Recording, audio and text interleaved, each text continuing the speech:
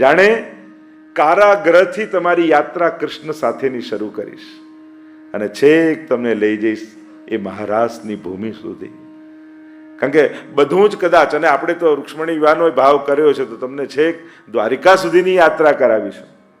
એટલે કે સુખદેવજી અને વ્યાસજીની સાથે જાણે આપણને કૃષ્ણ જીવન યાત્રાનો દર્શન કરવાનો અવસર મળશે. આ એવી દિવ્ય યાત્રા છે. ભાગવતનો અનુભવ, અને પ્રભુએ આ લીલાઓ પ્રગટાવી કેમ ભાગવત રૂપે? કારણ કે જ્યારે પ્રગટ રૂપે ભગવાન ન બિરાજતા હોય તો આ ભક્તોનો ઉદ્ધાર કોણ કરે? તો કે ભગવાનની કથા કરે. અને એટલે ભગવાન કથા રૂપે પ્રગટ થયા. કારણ કે જેવો અસુર એવા અવતાર. હિરણ્યકશિપુને મારવો હોય તો વરદાન જ એવા માંગ્યા કે ભગવાને નરસિંહ બનીને આવવું પડે. હિરણ્યાક્ષને મારવો હોય તો ભગવાને વરાહ બનવું પડે. જેવો અસુર એવો અવતાર. તો અહીંયા અસુર કોણ?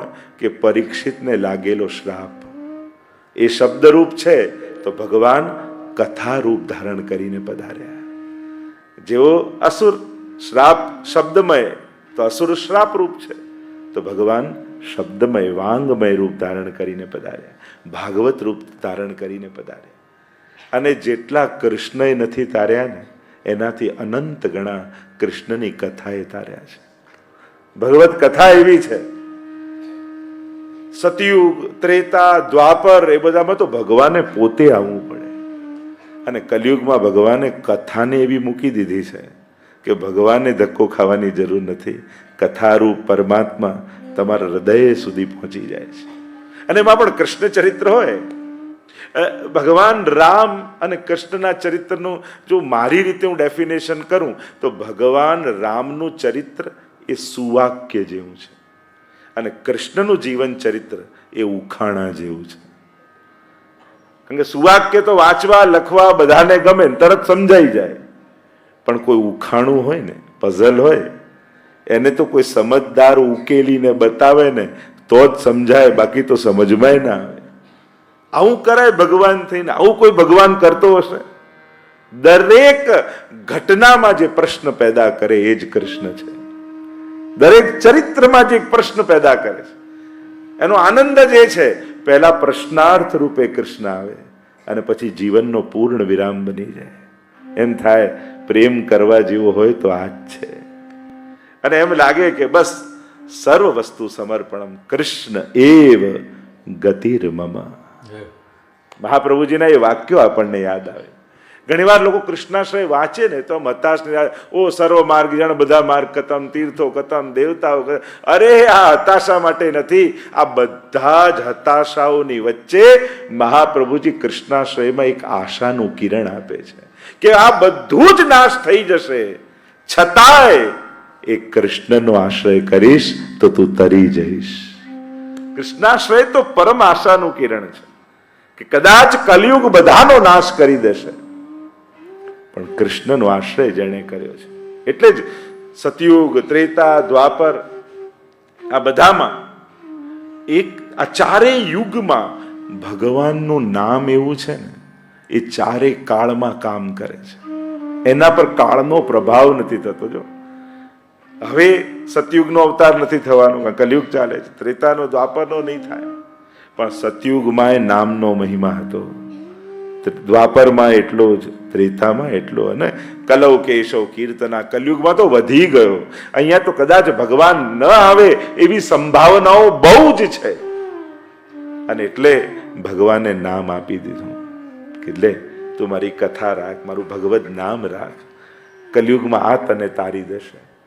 કારણ કે આ જીવ ની પોકારમાં કલયુગમાં તાકાત નથી રહી કે પોકારે ને દોડીને આવી જાય. હા, ભગવદીઓ થયા, ભક્તો છે ને, ઇતિહાસો તો લખાયા છે, પણ ભગવાનનું નામ એવું છે ક્યારે પણ નિષ્ફળ નથી જતું.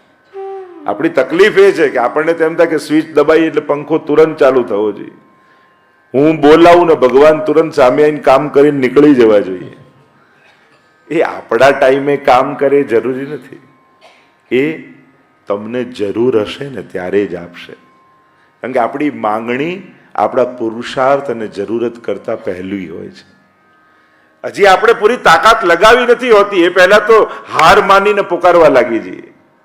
પ્રભુ કે હજી મેં તને ઘણું બળ આપ્યું છે, હજી તારામાં ઘણી તાકાત છે, હજી મને આશા છે કે મારી જરૂર નહીં પડે, તું જ પતાવી દઈશ. પણ જયારે એમ થાય કે બધું જ બળ લગાયા પછી હજી કંઈ કામ નથી કરતું, ને પછી જયારે હે હરી કરીને પુકાર કરો, ત્યારે જેમ દ્રૌપદી માટે દોડીને આવ્યો, પ્રહલાદ માટે થાંભલો ફાડીને આવ્યો, એમ ક્યાંક તમારા જ હૃદયમાંથી ન પ્રગટી જાય. આપણે તો બહાર જોતા હોય કે ક્યાંકથી આવશે, એને ક્યાં જરૂર છે કે બહારથી જ આવે, એ તો ભીતરથી પણ પ્રગટે. હૃદયસ્થમ નિર્ગતમ બહી, महाप्रभु जी के शब्दों में कहूं, गोपियां चारों ओर ढूंढ रही थी कहां गए वो कृष्ण, कहां से आएंगे, और प्रभु तो गोपियों के हृदय से ही प्रकट हो गए.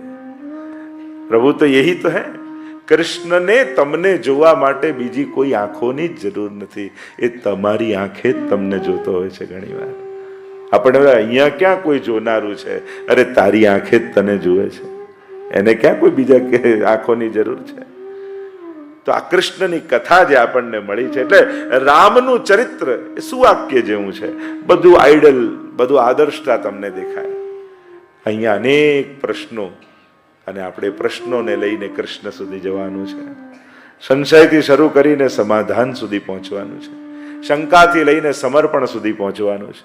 આ જ કૃષ્ણ ચરિત્રનું માધુર્ય અને મધુરતા જ એમાં છે. પહેલા વાય આવું કોઈ હોય, આવું કઈ કરાય, પછી ટ્રાય કે હવે શું કરવાનું, અને પછી કૃષ્ણ સુધી. એટલે પ્રશ્નથી કૃષ્ણ સુધીની યાત્રા હંમેશા કૃષ્ણ ચરિત્રનું કહેતો હોઉં છું. આ કૃષ્ણ કથા, કૃષ્ણ અને ભાગવતજી જ્યાં બિરાજતા હોય, એ તો આપણે ત્યાં પ્રગટ વાંગમય શ્રીજીનું સ્વરૂપ માનવામાં આવે છે, કે જે કૃષ્ણની કથા ગોપીજનો ગોપી ગીતમાં કહે છે ને, તવ કથામૃતમ તપ્ત જીવનમ કવિભીરીડિતમ કલ્મષા શ્રવણ મંગલમ શ્રીમદાતતમ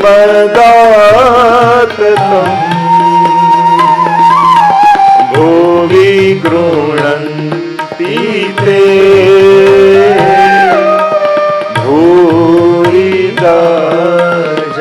गाइए मेरे साथ. ओ श्रीनाथ जी आवजो તમે ઉપર બેઠા છે, તમે તો વધારે પ્રભુની નજીક છો. જોઈ રહ્યા ક્યારે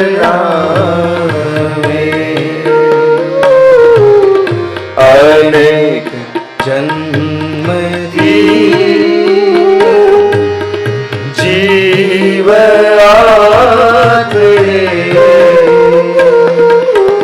આપ શરણની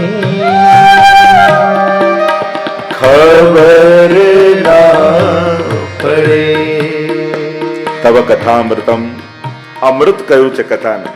આ કથા તો અમૃત છે, મરેલાને જીવાડી દે. અને મરેલો કોણ છે? જે જીવ્યો જ નથી એ મરેલો જ છે. જીવતર કહેવું કોને? જેણે જીવનમાં આત્મકલ્યાણનો પ્રયાસ કર્યો નથી એ મરેલો છે. કારણ કે મૃત્યુની જ આવતા જન્મની તૈયારી કરી રહ્યો છે. અને ઘણીવાર આપણને એમ લાગે આ નહીં તો આવતો જન્મ, આજે કથામાં નહીં તો કાલે. ઘણીવાર થોડું પણ મોડું બહુ લાંબુ ચક્કર લગાવ્યું. આપણે એમ લાગે કે ટ્રેન જતી હતી ને આપણે 5 મિનિટ મોડા પડ્યા. 5 મિનિટ નથી પડ્યા, 24 કલાક પડ્યા છે ને. હવે ટ્રેન તો કાલે મળશે.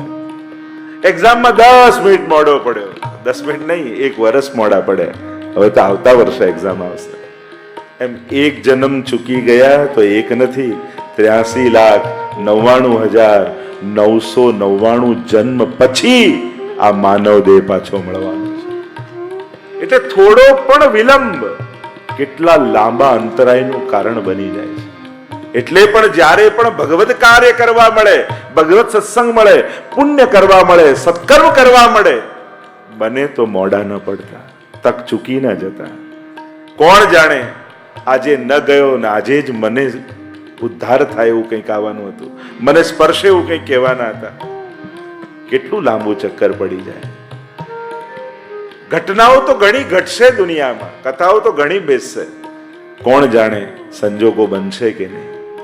એટલે હંમેશા ઇન્સિક્યોરિટી રાખવી કે ફરી કથાનો સમય ક્યારે આવે, મારે એક ક્ષણ ચૂકવું નથી. અમૃત છે અને અમરત્વ કથા આપે એટલે સાંભળ્યા પછી મરશો જ નહીં એમ. આ શરીરમાં જ રહેવું એ જ થોડી અમરત્વ છે. કોઈની યાદોમાં જીવવું એ પણ અમરત્વ છે, કોઈની પ્રેરણામાં જીવવું એ પણ અમરત્વ છે. ઘણા એવા છે જતા રહ્યા છે, આજે હયાત દેહથી નથી પણ આજે આપણી પ્રેરણામાં છે, આપણા ભાવમાં છે, આપણી લાગણીઓમાં છે. એમના વિચારધારાથી હજારો લોકો જીવી રહ્યા છે. આટલા મહાપુરુષો, આટલા સંતો, આચાર્યો પોતે છે નહીં પણ હજારોના હૃદયમાં જીવે છે. તો આ અમરત્વ નથી? આપણે એક અમરત્વ છે. આ જીવનની પરમ કલ્યાણ શેમાં છે? અંતે નારાયણ સ્મૃતિ. ભાગવત એમ કહે કે આ માનવ જીવનનું પરમ કલ્યાણ સાધ્યું ક્યારે કહેવાય કે અંત ઘડીમાં ભગવાન યાદ આવી જાય. અને જીવનભર જેને યાદ કર્યા હોય ને એને જ અંત સમયમાં આવે. સહેલું નથી. મંદિરમાં પ્રભુ આગળ બેઠા હોઈએ ને તોય મન ઠાકોરજીમાં નથી રહેતું. તો હોસ્પિટલના ખાટલામાં છેલ્લી ઘડીએ પડ્યા હશો, બાટલાઓ ચડતા હશે, ઇન્જેક્શનો વાગતા હશે, ડોક્ટર ને નર્સ સામે ઊભા હશે, ખાતરી ખરી એવા સમયે મન ઠાકોરજીમાં હશે. અરે હવેલીમાં ઠાકોરજીની સન્મુખ બેઠા હોઈએ તોય મને એમનામાં નથી રહેતું. અનુકૂળ સંજોગો જ્યાં ભગવાન યાદ આવે જ એવા સંજોગોમાં બેઠા છતાંય ભગવાન યાદ નથી આવતા. તો યાદ ન જ આવે એવા સંજોગોની વચ્ચે યાદ આવે એવી ખાતરી કરી. આ તો જેને ભગવત નામ જીવા પર લીધું હોય ને, આ જો કથામાં તમે બેઠા છો, તમે 3 દિવસ બેઠા પણ આનું થશે શું? તુરંત ચોથા દિવસે કઈ મળી જાય એ ખાતરી નથી. એની ખાતરી હું નહીં આપું, પણ એની ખાતરી ચોક્કસ આપીશ કે 3 દિવસ કથામાં બેઠા હશો ને તો છેલ્લા સમયે ભગવાન તમારી આંખોની સામે ચોક્કસ બેસી જશે, જીવવા પર આવીને ચોક્કસ બેસી જશે. આ ઇન્વેસ્ટમેન્ટ એવું છે કે આ સમય પાકશે ક્યારે? જ્યારે જવાનો સમય આવશે ત્યારે. ભગવત નામ, ભગવત સેવા, ભગવત કથા તમારું કદાચ જીવન ન સુધારી શકે તો વાંધો નહીં, પણ તમારું મૃત્યુ ક્યારે બગડવા નહીં દે, આ ખાતરી છે. જેણે પણ અજાણતામાં પણ ભગવત નામ લીધું છે એનું ભગવાન મૃત્યુ નહીં બગડવા દે. કારણ કે મહત્વનું છે છેલ્લી ઘડીઓ, અંતિમ તકો. ત્યારે ભગવાન આ સમયને યાદ કરી એ સમયે ક્યાંક જીવા પર આવી જશે. કોઈ વૈષ્ણવ બનીને આવી જશે, કોઈ ગુરુ બનીને આવી જશે, કોઈ ચિત્ર બનીને આવે. છેલ્લે કાંઈ નહીં તો ટીવી સામે હશે ને તો અંત સમયમાં કોઈ ભગવાનની સિરિયલ ચાલતી હશે અને કૃષ્ણ યાદમાં આવી જશે, સ્મરણમાં આવી જશે. આ ભગવત નામ લઈને ભગવત કથામાં જે આવીને બેઠો છે, જેણે ભાગવત સાંભળ્યું છે, ભગવાન ક્યારે એની અધોગતિ નથી થવા દેતા. અને વિચાર કરો ને પરીક્ષિત મહારાજને, આગળ આવશે દશમસ્કંદમાં જ્યારે પ્રવેશ કરીશું, કયું પુણ્ય પરીક્ષિત મહારાજે કર્યું? આપણે કહીએ બહુ પુણ્યો કર્યા હોય ને એને કથા મળે. પરીક્ષિત મહારાજે તો પાપ કર્યું હતું. પુણ્ય કર્યું તું, પાપ કર્યું ને. પેલા ઋષિના ગળામાં, કથામાં હું જતો નથી પણ ભાગવતની કથા લગભગ બધાએ સાંભળી છે કે મરેલો સર્પ ઋષિના ગળામાં નાખ્યો અને શ્રાપ લાગ્યો કે 7મા દિવસે તને તો જીવતું સર્પ આવીને દંશ દેશે. અપરાધ જ કર્યો ને, સત્કર્મ તો કર્યું નહોતું. જો એમ કહેતા હો કે પુણ્યથી કથા મળે તો આમણે તો પાપ કર્યું, છતાંય ભગવાન કથા રૂપે આવી ગયા, પધાર્યા ને પ્રભુ. કારણ પાંડવના પુત્ર છે. પૂર્વજોએ કરેલી સેવા અને ભક્તિ સંતતિને સુખ રૂપે ભગવાન આપતા હોય છે. એટલે ઘણી વાર આપણને એમ થાય કે આપણે તો કાંઈ કર્યું નથી. અરે તે નથી કર્યું, પણ તું જેના કુળમાં પેદા થયો છે ને એ તારા વડીલો ઘણું પુણ્ય મૂકી ગયા છે. ઘણાના વડીલો પૈસા ભલે ન મૂકી ગયા હોય, પણ પુણ્ય એવા મૂકી જાય ને કે બાળકો સુખ કાંઈ કર્યા વગર પણ સુખ જીવનમાં આયા જ કરે. કાંઈ કર્યા પણ ભક્તિ અને સત્કર્મોની તકો ભગવાન એમને આપ્યા જ કરે. આપણે લાગે કે આપણે તો કાંઈ નથી કર્યું, છતાંય હા વડીલો મૂકી ગયા છે. આમ પાંડવોના પુણ્યોને જોઈ આ તો આમનું બાળક છે. એટલે જ હું વારે ઘડીએ કહેતો હું, વૈષ્ણવ કુળમાં જન્મ લેવો એ પણ સાધારણ ઘટના નથી. એ તમારા વડીલોના અને તમારા પૂર્વ જન્મના પુણ્યો છે કે કોઈ વૈષ્ણવ કુળમાં તમારો જન્મ થયો છે. આને આકસ્મિક ઘટના ન માનતા, આ ભગવાનનું તો આયોજન જ છે. સુચિનામ શ્રીમતામ ગેહે, ગીતાજીમાં ભગવાન કહે કે હું એવા ઘરે જન્મ આપું કે જ્યાં મારી ભક્તિ કરવાની બધી અનુકૂળતા હોય. કારણ કે તમે જન્મ લીધો અને બોલતા થયા ને તોય મા બાપ બેટા રાધે રાધે બોલ, રાધે રાધે બોલ.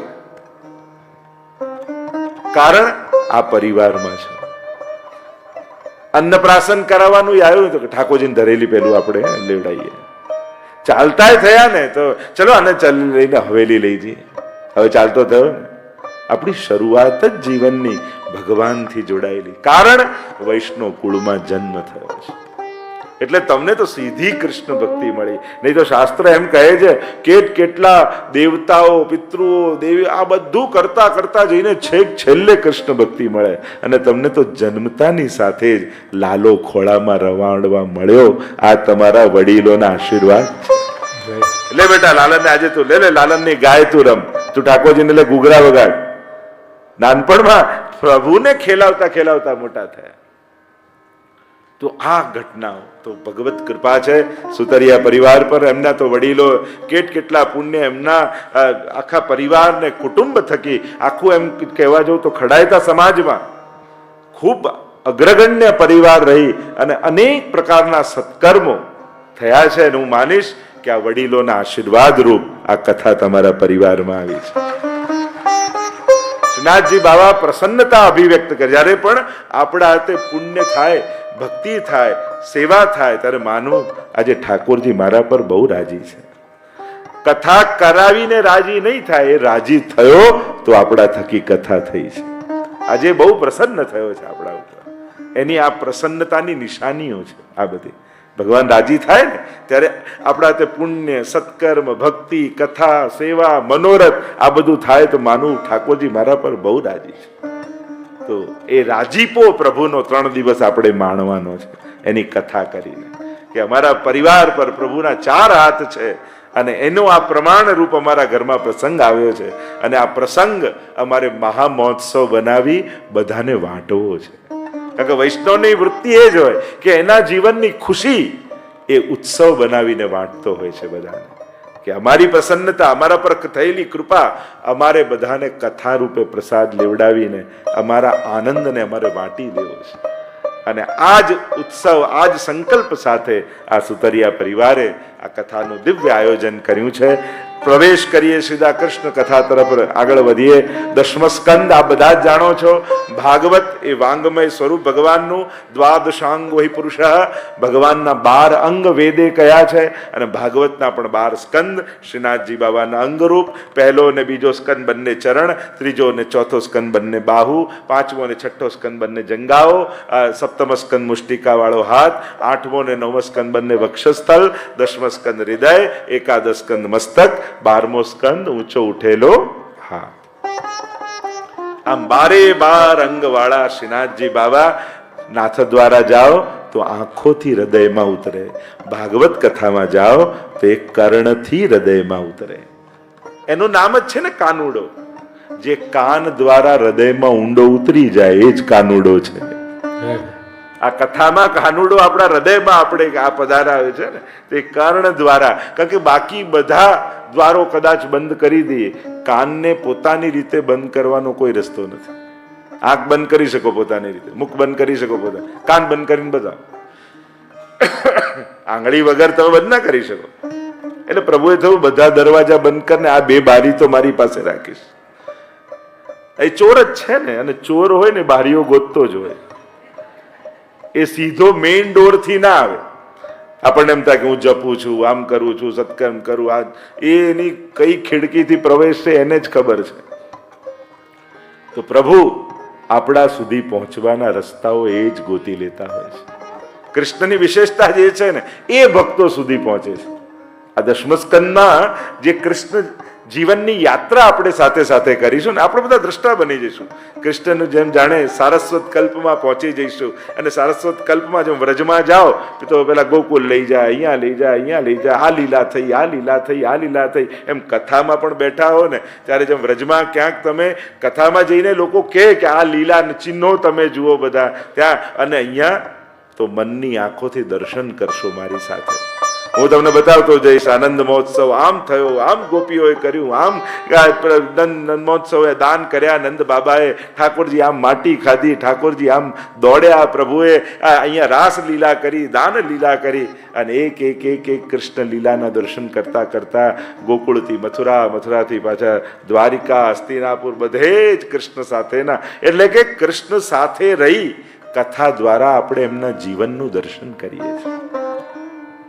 આટલા હજારો વર્ષ બાદ પણ જે પ્રગટ દર્શન કરાવે એનું નામ જ કથા છે. તમને એમ નહીં લાગે કે તમે મુંબઈ બેસીને કથા સાંભળો છો, તમને એમ જ લાગશે કે તમે ગોકુળમાં છો અને નંદ મહોત્સવ તમારી આંખે જોઈ રહ્યા છે. કથાની આ જ વિશેષતા છે.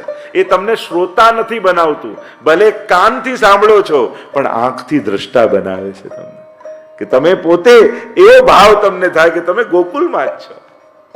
આ જ એનો આનંદ છે. અને ગોકુળ પણ અત્યારનું કલિયુગનું ભૌતિક ગોકુળની અનુભવ કરાવશે સારસ્વત કલ્પનું આધિદૈવિક ગોકુળ. આ કથાની વિશેષતા છે. એટલે કે એક ટાઈમ મશીન જેવું છે. અહીંયા બેસી જાઓ ને એટલે સીધું આ મશીન ફરતું ફરતું તમને સારસ્વત કલ્પમાં લઈ જશે, કે જ્યાં કૃષ્ણ પ્રગટ થવાની પ્રતીક્ષા કરી રહ્યા છે. તો આ દશમ સ્કંદની ગાથા ભગવાનનું હૃદય છે ને. બાકી બધા અંગો દેખાય, દિલ દેખાય નહીં. દિલ, હૃદય તો અનુભવાય. આપણે આનું દિલ બહુ મોટું છે. અરે બીમારી કહેવાય દિલ મોટું હોય તો ડોક્ટરને બતાવવા જવું પડે. તો કહેવાય ભૌતિક રીતે બીમારી કહેવાય, હાર્ટ પોળું થાય છે. કોઈ કાર્ડિયોલોજીસ્ટ બેઠા હોય તો આ તો માંદગી કહેવાય. પણ એ જ આધ્યાત્મિક માર્ગમાં ગુણ છે, જે ભૌતિક જગતમાં દોષ છે. આનું દિલ બહુ મોટું છે. અને એટલે ભગવાનનું દિલ બહુ મોટું છે. બાકી બધા સ્કંદો નાના. દસમો સ્કંદ 90 અધ્યાયનો મોટો. ભગવાનના હૃદયમાં બધા માટે જગ્યા છે. આપણે ના પાપી, આ અસુર ને આ ને આ. મગર હૃદય, જો આ કલિયુગની વિશેષતા શું છે? સતયુગમાં દેવતા અને દાનવોના લોક બધા જુદા હતા. આ દેવોનો લોક, આ દાનવનો લોક.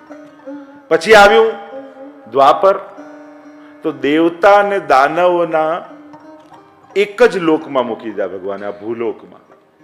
પછી આવ્યું દ્વાપર, એટલે દેવતા ને દાનવને એક ગામમાં મૂકી દીધા ભગવાને. પણ કલયુગ આવ્યું ને તો ભગવાનને થયું આ જગ્યા ઓછી છે, દેવો ને દાનવને માણસના હૃદયમાં જ મૂકી દીધા. હવે તારે જેને સાથ આપવો એને આપ. એટલે તમારી અંદર દેવ પણ છે. બે અવાજ કલિયુગમાં દરેકના મનમાંથી આવશે, એક દેવતાની ને બીજી દાનવની. લઈ લે ના લેવાય, ખાઈ લે ન ખવાય, જા ના જવાય. હંમેશા બે વિચાર આવશે. તમારે નક્કી કરવાનું સ્વર્ગમાં રહેવું છે કે નર્કમાં. સદવિચારોની વચ્ચે રહેવું એ જ સ્વર્ગ છે, અને દુર્વિચારો અને દુર્ભાવનાઓમાં રહેવું એ જ નર્ક છે. એટલે અહીંયા તો તમારી ચોઈસ પર છે, સ્વર્ગ કે નર્ક તમારે નક્કી કરવાનું.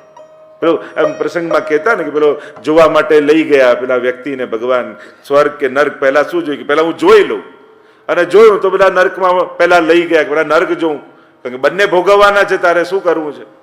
અને નર્ક જોયું, અને બધાની સામે સોનાની થાળી પડી છે, સુંદર ભોજન પડ્યા છે, પણ કોઈ ખાઈ શકતું નથી, બધા ભૂખ્યા રડે છે.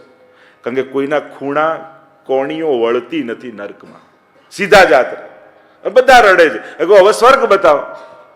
અને સ્વર્ગ ગયા, જોયે તો સોનાની થાળી છે, એ જ ભોજન, સેમ સિચ્યુએશન, પણ બધા આનંદ કરી રહ્યા છે. તો કેમ?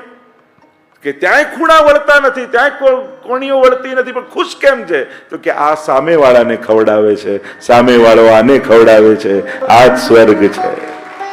સંજોગો આ જ રહેવાના છે. ખાવાની વૃત્તિ વાળા રહેશો તો નર્કમાં રહેશો, ખવડાવવાની વૃત્તિ વાળા બનશો તો આ જ તમારું સ્વર્ગ બની જશે. એટલે સંજોગો આ જ રહેવાના છે, પરિસ્થિતિઓ આ જ છે. તમારે સ્વર્ગમાં રહેવું કે નર્કમાં તમારે નક્કી કરવાનું છે. તો ભગવાને આ બંને વૃત્તિઓ તમારી માણસની અંદર જ મૂકી દીધું છે. આइए चलते हैं दशम स्कंद की कथा में, कृष्ण चरित्र में. 90 अध्याय महाप्रभुजी सुबोधनीजी लख्या છે. 7 प्रकारे महाप्रभुजी भागवत गूढ़ार्थ प्रकाशन परायणाय नमः. સર્વોત્તમ સ્તોત્રમાં તો ગુસાઈજી કેટલું બધું મહાપ્રભુજી માટે ભાગવત પિયુષ સમુદ્ર મથનક્ષમ, ભાગવત રૂપી અમૃતનો સાગર મહાપ્રભુજીએ મંથન કરીને આપણને નવનીત રૂપે પુષ્ટિ માર્ગ આપ્યો છે.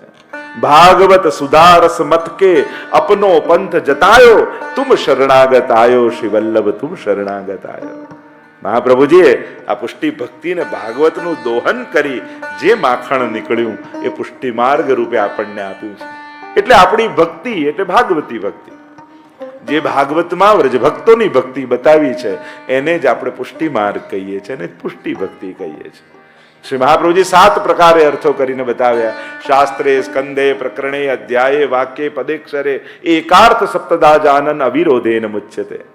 ભાગવતાર્થ પ્રકરણ અને સુબોધિનીજી આ બંને દ્વારા 7 પ્રકારે એકાર્થ કર્યો મહાપ્રભુજી. 7નો એક જ અર્થ છે એમ કરી જે વેદમાં છે એ જ ગીતાજીમાં છે, એ જ બ્રહ્મસૂત્રમાં છે અને એનો જ વિસ્તાર શ્રીમદ ભાગવત છે. આમ ભાગવતને વેદનું ફળ જે નિગમ કલ્પતરોર ગલિતમ ફલમ શુકમુખાદમૃત દ્રવ સંયુતમ પીબત ભાગવતમ રસમાલયમ મુહુરહો રસિકા ભુવિ ભાવુકા. ભાગવતના મંગલાચરણમાં જ આવ્યું, વેદ રૂપી વૃક્ષ ઉપર લાગેલું ગલિત ફલ એ શ્રીમદ ભાગવત છે. એટલે ભાગવત ફળ છે અને ફળનો આસ્વાદ આપણે બધા કરતા હોઈએ છીએ. દસમસ્કંદ નો પરિચય મહાપ્રભુજીએ પ્રકરણ વિભાગ દ્વારા ચતુર્ભિશ્ચ ત્રિભિશ તથા ષડભી વિરાજતે યૌસૌ પંચદા હૃદય મમ. મહાપ્રભુજીની વાણીથી શરૂ કરું છું. આપણે વૈષ્ણવ અને વૈષ્ણવ અલૌકિક અને લૌકિક આ બંનેનું સમાધાન આપણને ક્યાંથી કાઢવાનું? તો કે આપણા ગુરુની વાણીથી. હું તો કહું, સંસારમાં પણ કોઈ મૂંઝવણ આવે, પ્રશ્ન આવે તો મનોકલ્પિત રીતે અર્થ યા અર્થઘટન યા સાર યા રસ્તો કાઢવા જવા કરતા મહાપ્રભુજીના વિચારોને માધ્યમ બનાવજો, મહાપ્રભુજીની વાણીને માધ્યમ બનાવજો. કે એક વૈષ્ણવના જીવનમાં આવા સંજોગો આવે તો એને શું કરવું જોઈએ? વ્યક્તિ બનીને કાઢવા જશો સમાધાન તો સંઘર્ષ સિવાય બીજું કંઈ નહીં મળે. વૈષ્ણવ બનીને સમાધાન કાઢશો તો જીવનમાં શાંતિ આવશે. એક મહાપ્રભુજીના સેવકે આવા સંજોગોમાં શું કરવું જોઈએ? અને ત્યારે પછી ષોડશ ગ્રંથ જ્યારે તમે ખોલો છો, એ નવરત્ન હોય, વિવેક ધૈર્યાશ્રય હોય, એ અંતઃકરણ પ્રબોધ હોય, અને પછી જ્યારે સમાધાન શોધો છો ને, વસ્તુ મળી કે ન મળી એટલું મહત્વનું નહીં રહે, પણ મેં મારા ગુરુની આજ્ઞાને પાળ્યું એનો સંતોષ ચોક્કસ મળશે. કારણ કે વસ્તુઓ સુખ આપતી હોત ને તો વસ્તુઓ ઘણા પાસે છે. સમજણ સુખ આપે છે.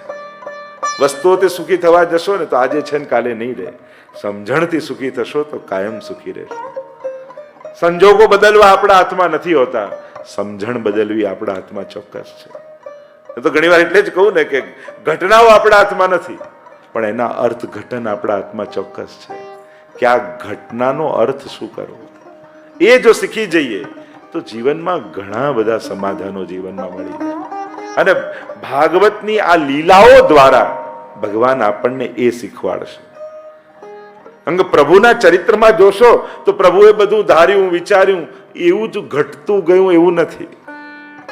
પ્રભુની લીલા કેવી છે, બધી જગ્યાએ વિપરીતતા કૃષ્ણ ચરિત્રમાં દેખાશે. પણ છતાંય પ્રભુ સદાય આનંદમાં છે, ઉત્સવમાં છે.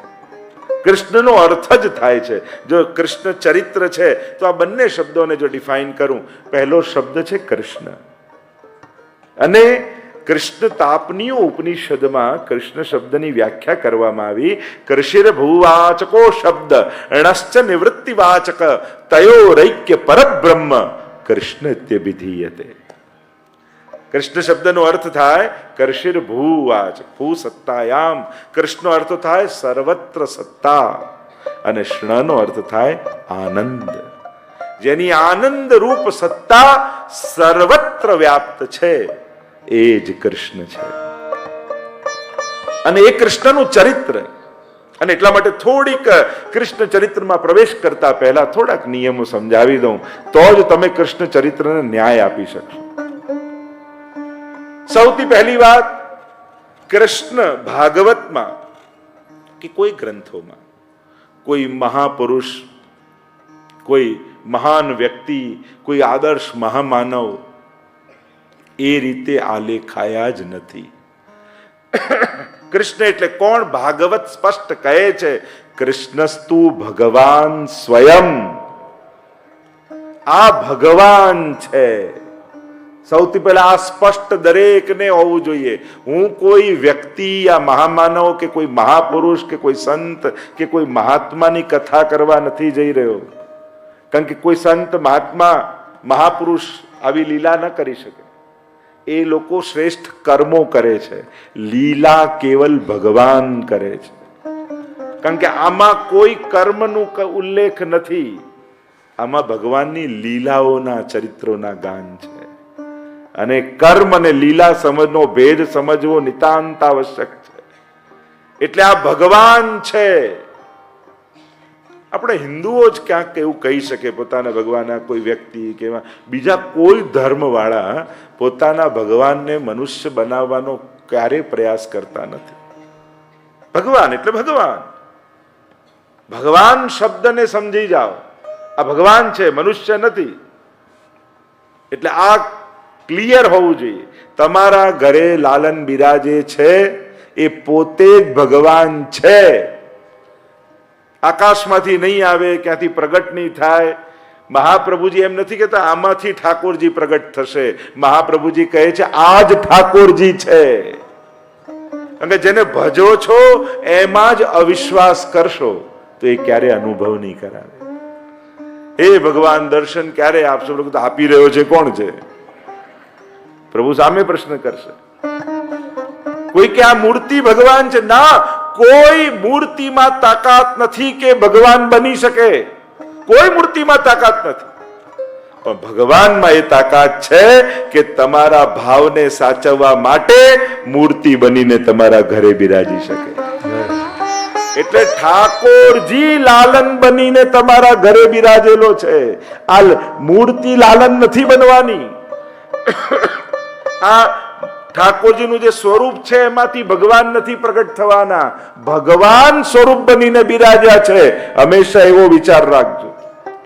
આસમાન જમીનનો ફરક છે આ બે વાતમાં. શબ્દોના થોડાક જ ફરક છે, પણ એ ફરકથી ભક્તિમાં ફરક પડી જાય છે. એટલે આ સ્પષ્ટ હોવું જોઈએ. મહાપ્રભુજી જે આજ્ઞા કરે છે, સાક્ષાત પ્રભુ નંદ નંદન યશોદોત્સંગ લાલિત યશોદાજીના ગોદમાં ખેલનારા પ્રભુ જ તમારી ગોદમાં ખેલી રહ્યા છે. એક સેકન્ડ માટે પણ અન્યથા ભાવ નહીં આવવો જોઈએ. પ્રભુમાં ત્રણ ભાવ ક્યારે નહીં લાવવા. સૌથી પહેલો અપ્રગટતાનો ભાવ.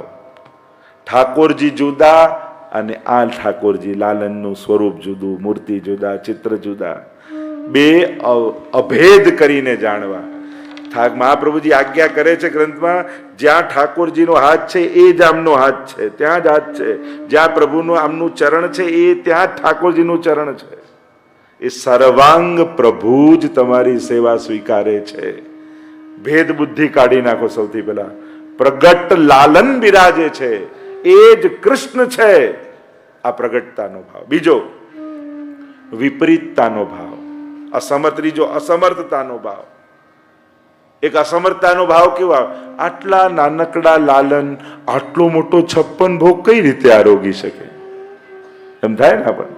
લાલન તો આટલા નાનકડા છે અને 100 ડબ્બાનો 56 ભોગ. એ ભગવાન છે. એ મિશ્રીમાં પણ ઓડકાર લઈ લે અને 100 ડબ્બામાં ભૂખ્યો રે એવો છે. એ 100 ડબ્બા ભરો ને તોય કે ના, મને તો હજી ભૂખ લાગી. આની ઓર કેવા શસ્ત્ર ભુજા ધરીને ગિરિરાજ બાબા પ્રગટ થયા. બધું ધર્યું, ખતમ થવા લાગ્યું. ગભરાયા વ્રજવાસીઓ અને માટલું ઉચકી ઉચકીને ભાગવા લાગ્યા કે આ તો પ્રસાદે નહીં છોડે. ઘણી વાર પ્રગટ હોય તો આરોગ્ય નહીં ઠાકોરજી. અરે એ હંમેશા તમારી પહોંચની અંદર થઈને તમારે ત્યાં બિરાજે છે. કારણ કે આરોગવા લાગે ને તો તમે સાચવી નહીં શકો. અઠવાડિયું ધર્યા પછી તો કે આ તો ખરેખર આરોગી જાય છે. પછી તો આજુબાજુથી કમ્પ્લેનો ચાલુ થઈ જશે. એટલે કે પ્રભુ ક્યારે પણ જીવને એની અસમર્થતાનું ભાન કરાવતા નથી. તમારી પાસે જે હશે ને એવા જ થઈને બિરાજશે. એટલે આપણને ન માંગે અને ન બોલે એવો જ પોસાય એવો ઠાકોરજી છે. એટલે તમારા ભાવને કારણે એવો થઈને બિરાજ્યો છે. એ નથી બોલતો એમાં એની કમી નથી, કમી તમારી છે.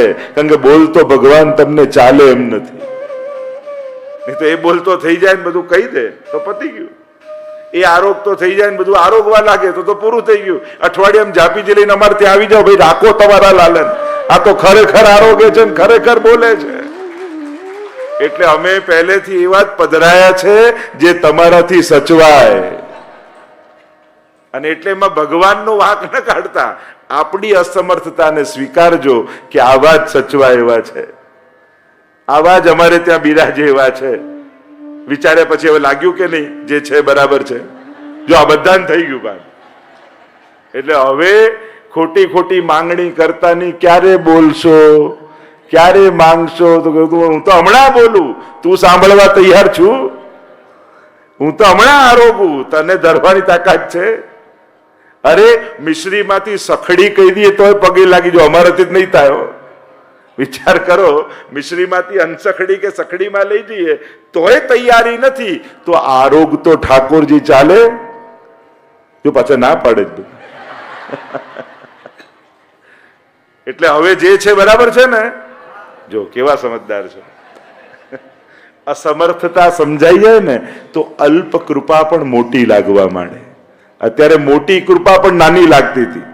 કારણ કે આપણે લાગે આપણે તો સમર્થ છીએ, પણ અસમર્થતાનું ભાન થાય ને ત્યારે એની નાનકડી કૃપા પણ મોટી જેવી લાગે. તો કીડીના દરમાં 2 ટીપા પાણી જાય ને તો એને પૂર જેવું લાગે.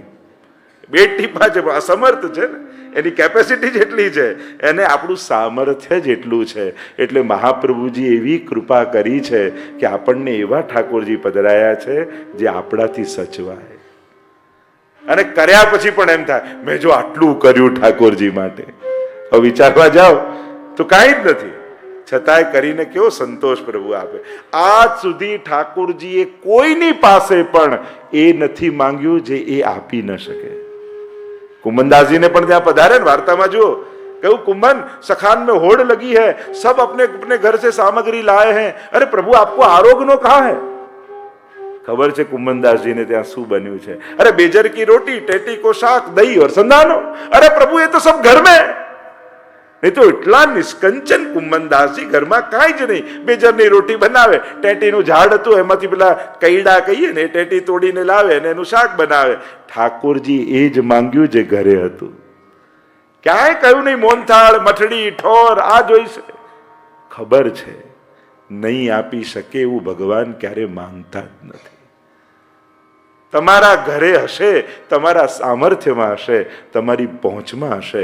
ભગવાન કૃષ્ણ એવો છે ને, એ ક્યારે કોઈને પણ એની અસમર્થતાનું ભાન નથી કરાવતો, ઉલટાનો એને સર્વ સમર્થ બતાવે છે.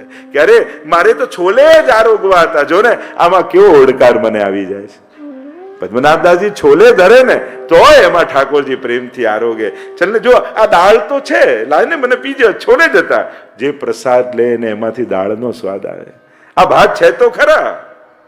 પ્રભુ ભાવના કરે છે અને અનુભવ ભક્તને કરાવે છે. તો આ કૃપાળુતા પ્રભુની, તો કૃષ્ણ ભગવાન છે અને તમે કૃષ્ણ ચરિત્ર એટલે ભગવાનનું ચરિત્ર સાંભળવા જઈ રહ્યા છો. અને મહાપ્રભુજીની આજ્ઞા છે કે મનુ તે નૈવ લૌકિકમ, કૃષ્ણ લૌકિક સ્વામી જેવો નથી, એ લૌકિક નથી, પરમ લૌકિક છે. એટલે ક્યારે પણ કૃષ્ણ માટે લૌકિક ભાવ લાવી લૌકિક વ્યવહારના વિચાર, અરે મારાથી આ ભૂલ થઈ, ભગવાન મારું આમ કર નાખશે, મનુ તે નહીં, આ લૌકિક નથી. તમે કંઈક ચૂકી ગયા એટલે તમારું બગાડી નાખે, આવું તો માણસે ન કરે તો ભગવાન કરે? ઘણીવાર લોકો એટલા બધા ડરાવી દીધા છે ને, ચલો બીજા બધાથી ડરજો, કૃષ્ણથી તો ન ડરો. એક કૃષ્ણને તો બાકાત રાખો કે આ એક ઠાકોરજી એવો છે, હું ગમે તેવી ભૂલ કરી દઉં ને તો એ સામેથી આવીને મને ભેટવાનો જ છે, એ ખાતરી છે. એના ચરિત્રો, એની કથાઓ પરથી મેં શીખ્યું છે કે મારી બધી ભૂલોને ભૂલવા તૈયાર છે.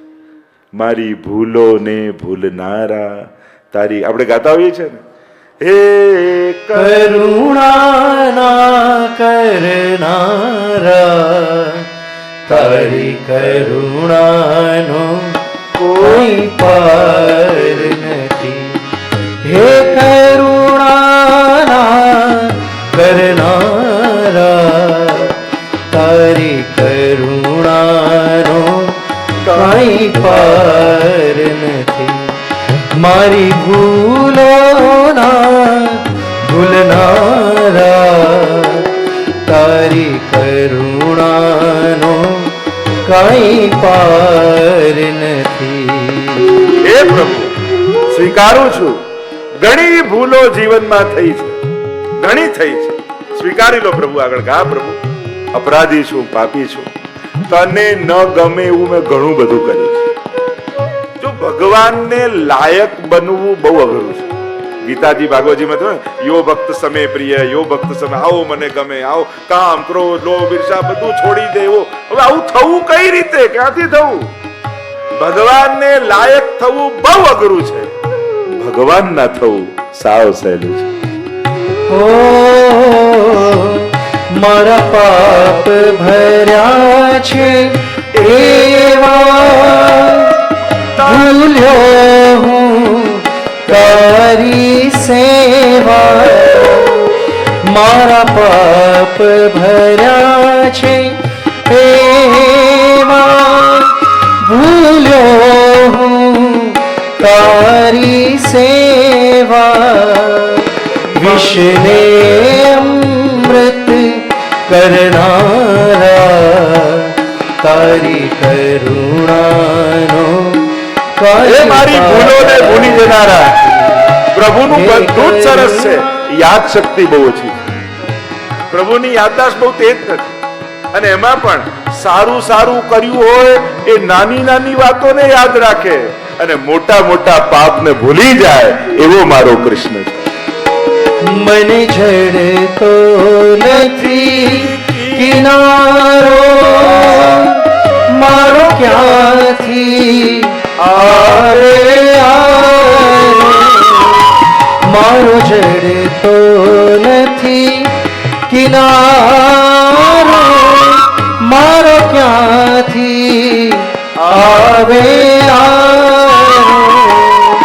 મારા સાચા કેવલહારા. તારી કરુણાનું કોઈ પાર નથી. હે કરુણા કરનારા, તારી કરુણાનું કઈ પાર. એને લાયક થવું એ તો મહાત્માઓ થઈ શકે, પણ પ્રભુને કહેવું જેવો છું, જૈસો હું તૈસો તિહારો શ્રીવલ્લભ. હા, હું ભૂલો છોડીને નહીં આવી છું, પાપ છોડીને નહીં આવી છું, પાપ લઈને તારી પાસે આવી છું. કારણ કે ભરોસો છે તારી કૃપા ઉપર. કારણ અગ્નિ પાસે જાઓ, પાસે બેસો તો ગરમી માંગવી પડે, લાગે જ. બરફની પાટ પાસે બેસો તો ઠંડી માંગવી થોડી પડે, લાગે જ. એમ પ્રભુ તારી પાસે આવું તો પાપ છોડવા ના પડે, પાપ બધા બળી જ જાય, સહજ છે. એ તારો પ્રયાસ કે પુરુષાર્થ નથી, તારો પ્રભાવ એવો છે. જેમ સૂરજ ઉગે તો એને કે હાથ લાંબા કરીને કે પાંખોડી કમળની ખોલવી પડે, લાવ હું ખોલું. સૂરજનો એ પ્રયાસ ને પુરુષાર્થ નથી, પણ સૂરજ ઉગે તો કમળ આપમેળે ખીલી જાય, એ સૂરજનો પ્રભાવ છે. આમ પાપથી મુક્ત કરવું એ ભગવાનનો પુરુષાર્થ નથી. શરણે જાઓ એટલે ભગવાનનો પ્રયાસ નહીં, પ્રભાવ જ તારી દે છે. હો હું અંતરમાં થઈ રાજી, ખેલો હું અવળી બાજી. હું અંતરમાં થઈ રાજી, ખેલો હું અવળી બાજી. અવળી સવળી કરનારા, તારી કરુણાનો કાંઈ પાર નથી. હે કરુણાના કરનારા, તારી કરુણાનો કાંઈ પાર નથી. એટલે કે કૃષ્ણ ભગવાન સાક્ષાત વસ્તુતઃ કૃષ્ણ. આપણે ત્યાં તો કહ્યું છે કે એતે ચાંસ કલા પુંસ કૃષ્ણસ્તુ ભગવાન સ્વયં. અવતારોની વાત કરતા કરતા સુખદેવજી પહેલા જ કહી દીધું. હજી તો દસમ સ્કંદને તો બહુ વાર છે, હજી તો ત્યાં ભગવાનને વર્ણન કરતા અવતારો અનેક છે. કૃષ્ણ અવતાર નથી, આ બધા અવતારો લઈને આવનારો અવતારી છે. એટલે એક સ્પષ્ટ થઈ જાય, તમે ભગવાનની કથા સાંભળવા જઈ રહ્યા છો, કોઈ મનુષ્યની નહીં. અને મનુષ્યની નથી એટલે બીજી વાત કૃષ્ણ સંબંધી એ સિદ્ધાંત સમજવો જરૂરી છે કે ભગવાન કર્મ કરતા નથી, લીલા કરે છે. જે કર્મ કરે એને કર્મના સિદ્ધાંતો લાગુ પડે. એને આ પાપ પુણ્ય, આ કરાય ન કરાય, આ બધા સિદ્ધાંતો કોને લાગુ પડે? જે કર્મ કરતો હોય. જે લીલા કરતો હોય એને લીલાના સિદ્ધાંતો લાગુ પડે. એટલે આ બંનેનો ફરક સમજી લો. એટલે ભગવાનની લીલાને કર્મના તરાજુમાં જોખવાની ભૂલ કરશો નહીં, નહીં તો ખોટા પડશો. એ આમ ભાગી જવાય, આમ બોલાય, આવું કરાય, આમ લેવાય, આમ અપાય. ભગવાનને આ કાંઈ કોઈ મનુષ્યની સમજણના પાપ અને પુણ્યની જે ફ્રેમ પડેલી છે ને, એમાં ભગવાનનો ફોટો ફિટ કરવાની ખોટી કોશિશ ન કરશો. અમુક ફોટા એવા હોય કે એના પ્રમાણે ફ્રેમ બનાવાય. ફ્રેમ પ્રમાણે કાપકૂપી કરીને એક ગુરુને ત્યાં પધરામણી થઈ, ગુરુની પધરામણી થઈ એક શિષ્યને ત્યાં, અને મંદિરમાં બતાવ્યું ને કહ્યું, ગુરુદેવ આ તમારો ફોટો જોયું તો ખાલી નાકનો ફોટો હતો ને આટલી પ્રેમ. કે તમને તો આખો ફોટો મળ્યો, નાકનો કેમ? આ ગુરુદેવ ફ્રેમ નાની હતી ને તો કાપીને આટલું જ બચ્યું. ગુરુએ કહ્યું સારું થયું નાક તો રહેવા દીધી. એટલે ફ્રેમ પ્રમાણે ફોટા ન કપાય, ફોટા પ્રમાણે ફ્રેમ બનાવાય. ભગવાનને માનવના કર્મના સિદ્ધાંતોની ફ્રેમમાં કાપી કૂપીને સેટ કરવાનો ખોટો પ્રયાસ ન કરશો. કૃષ્ણ એવો વિશાળ છે કે તમારા સમજણની ફ્રેમમાં ગોઠવા એવો જ નથી. આ કૃષ્ણ તત્વની વિરાટતા અને વ્યાપકતા એવી છે કે એને તમારા કર્મના સિદ્ધાંતો, ભગવાને ગીતાજી વાંચો ને, નમામ કર્માણિ લિંપંતી નમે કર્મ ફલે સ્પૃહા. હું કર્મમાં લેપાતો જ નથી, હું કર્મ કરતો જ નથી, મને સ્પૃહાય નથી કર્મ કરવાની, હું તો લીલા કરું છું. લોકવત્તુ લીલા કૈવલ્યમ. એટલે કર્મના સિદ્ધાંતો જુદા છે. તમારું ખોટું બોલવું પાપ છે, કારણ તમે કર્મથી બંધાયેલા છો. ભગવાન અસત્ય બોલે એનું તો લીલા. લીલા એટલે નાટક. કોઈ સ્ટેજ ઉપર કોઈ નાટક પરફોર્મ કરતું હોય અને એમાં કોઈ વિલનનો પણ રોલ કરે ને બહુ સારો રોલ કરે તો એને સજા મળે કે એવોર્ડ મળે? બહુ સારો રોલ કર્યો હોય એવોર્ડ મળે. અરે વિલન બનવાના એવોર્ડ હોય, પાપ કરવાના એવોર્ડ હોય, આવા દુષ્કર્મ કરવાના એવોર્ડ હોય. નાટકમાં કરો તો તેમ ભગવાન કાંઈ પણ કરે ને એ લીલા એટલે નાટક. લીલાનો અર્થ જ થાય અનાયાસેન હર્ષાત ક્રિયમાણ ચેષ્ટા સલીલા. જે કોઈ ઇન્ટેન્શન વગર કેવલ પોતાના આનંદની અભિવ્યક્તિ માટે કરાય એને લીલા કહેવાય. અને દરેક કર્મનું કોઈ ઇન્ટેન્શન હોય છે, એના કોઈ ફળ હોય છે. આનું નથી કોઈ ઈચ્છા અને એટલા માટે નથી કોઈ ફળ. આ તો કેવલ નાટક છે. અને એટલે વિલનનો પણ કોઈ સારો રોલ પિક્ચરમાં કરે તો એને પણ એવોર્ડ મળે છે, કારણ કે નાટક છે. પણ એ જ પિક્ચરમાં કરેલું, સ્ટેજ પર કરેલું કામ એ ગામમાં જઈને કરે તો સજા મળે. તો ગામમાં કરવું એ કર્મ છે, સ્ટેજ પર કરવું એ નાટક છે, એ લીલા છે. તો આ જ ફરક છે લીલા અને નાટક કર્મમાં. અને એટલે કૃષ્ણની પ્રત્યેક લીલાઓ કહેવાય છે, માણસે કરેલા કર્મ કહેવાય છે. અને લીલા કરનારને કર્મના સિદ્ધાંતો લાગુ પડતા નથી. એટલે કોઈ ભલે એમ કહેતું હોય ભગવાનને પણ કર્મ ભોગવવા પડ્યા ને એમણે બાણ ખાવા પડ્યા. ભગવાનને કોઈ કર્મ ભોગવવા પડતા નથી, કારણ કે કર્મ કરતા જ નથી. એટલે સૌથી પહેલા કૃષ્ણ ચરિત્ર સમજતા પહેલા તમારે માણવાનું છે દરેક વસ્તુને, કારણ કે આ લીલા ચાલી રહી છે. જેમ તમે નાટકમાં કેવું માણો, કોઈના વિલનના રોલને પણ માનો, કોઈના કોમેડીના રોલને પણ માણો અને હીરોને પણ માણો. ત્રણેયના વખાણ કરતા કરતા બહાર નીકળો ને. એમ કૃષ્ણ જ્યારે ચીર ભરે દ્રૌપદીના ત્યારે પણ માણજો, ચીર ચોરે ત્યારે પણ માણજો, યુદ્ધ જીતે તોય આનંદ કરજો, એ યુદ્ધ જીતાડે અર્જુનને તોય આનંદ કરજો, અને રણ છોડીને ભાગે ને તો એને માણજો.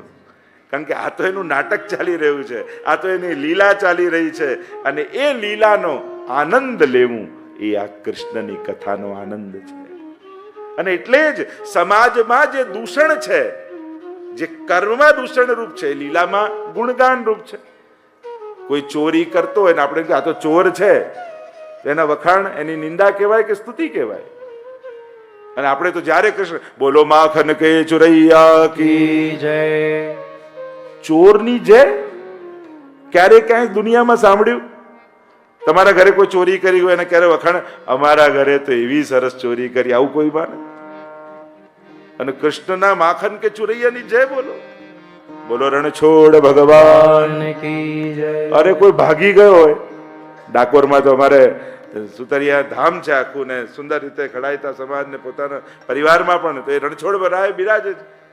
રણ છોડીને કોઈ ભાગી હોય એની કોઈ જય બોલે? દ્વારિકાનો નાથ મારો રાજા રણછોડ, લોકો ભજન ગાય અને ભાગે. આજે તો બહુ પ્રભુના ગુણગાન, આ ગુણગાન કહેવાય. એને ભાગેડું કયો તમે? ડાકોરનું શું વખણાય વધારે? ગોટાની રણછોડ રાય. મને ખબર જ હતી ગોટા બોલશો એટલે હું પૂછતો જાઉં.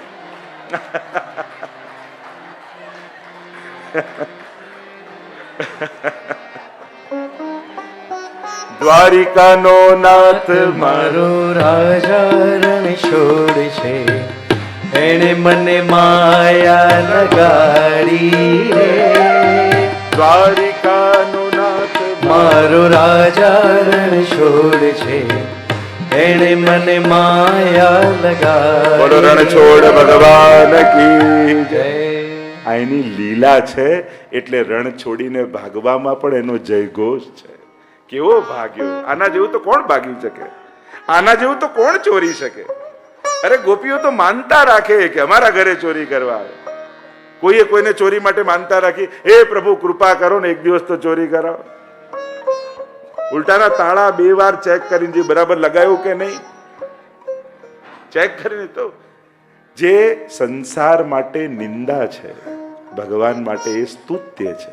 કારણ કર્મ નથી, લીલા છે. હવે કોઈ કાળા રંગનો હોય, આ તો હાવ કાળીઓ છે, આપણે કોઈ કહીએ તો એને ગુણગાન કહેવાય કે નિંદા કહેવાય? નિંદા કહેવાય ને. અને ઠાકોરજી માટે કાળા કાળા ચોરની મોહિની લાગી ને કાળિયા ઠાકર ને લોકો કેવું કેવું બોલતા હોય. બોલો શ્યામ સુંદર ભગવાન કી જય. કેવું કેવું બોલતા હોય.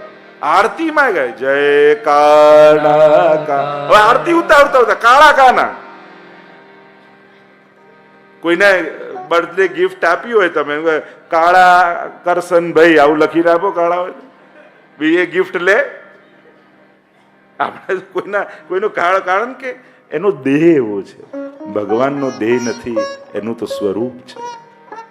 તો સંસારમાં જે કાંઈ પણ નિંદનીય છે, કારણ કે બધા કર્મ છે, પંચ ભૌતિક દેહ છે, ભગવાન તો આનંદ માત્ર કરપાદ મુખોદરાદિ.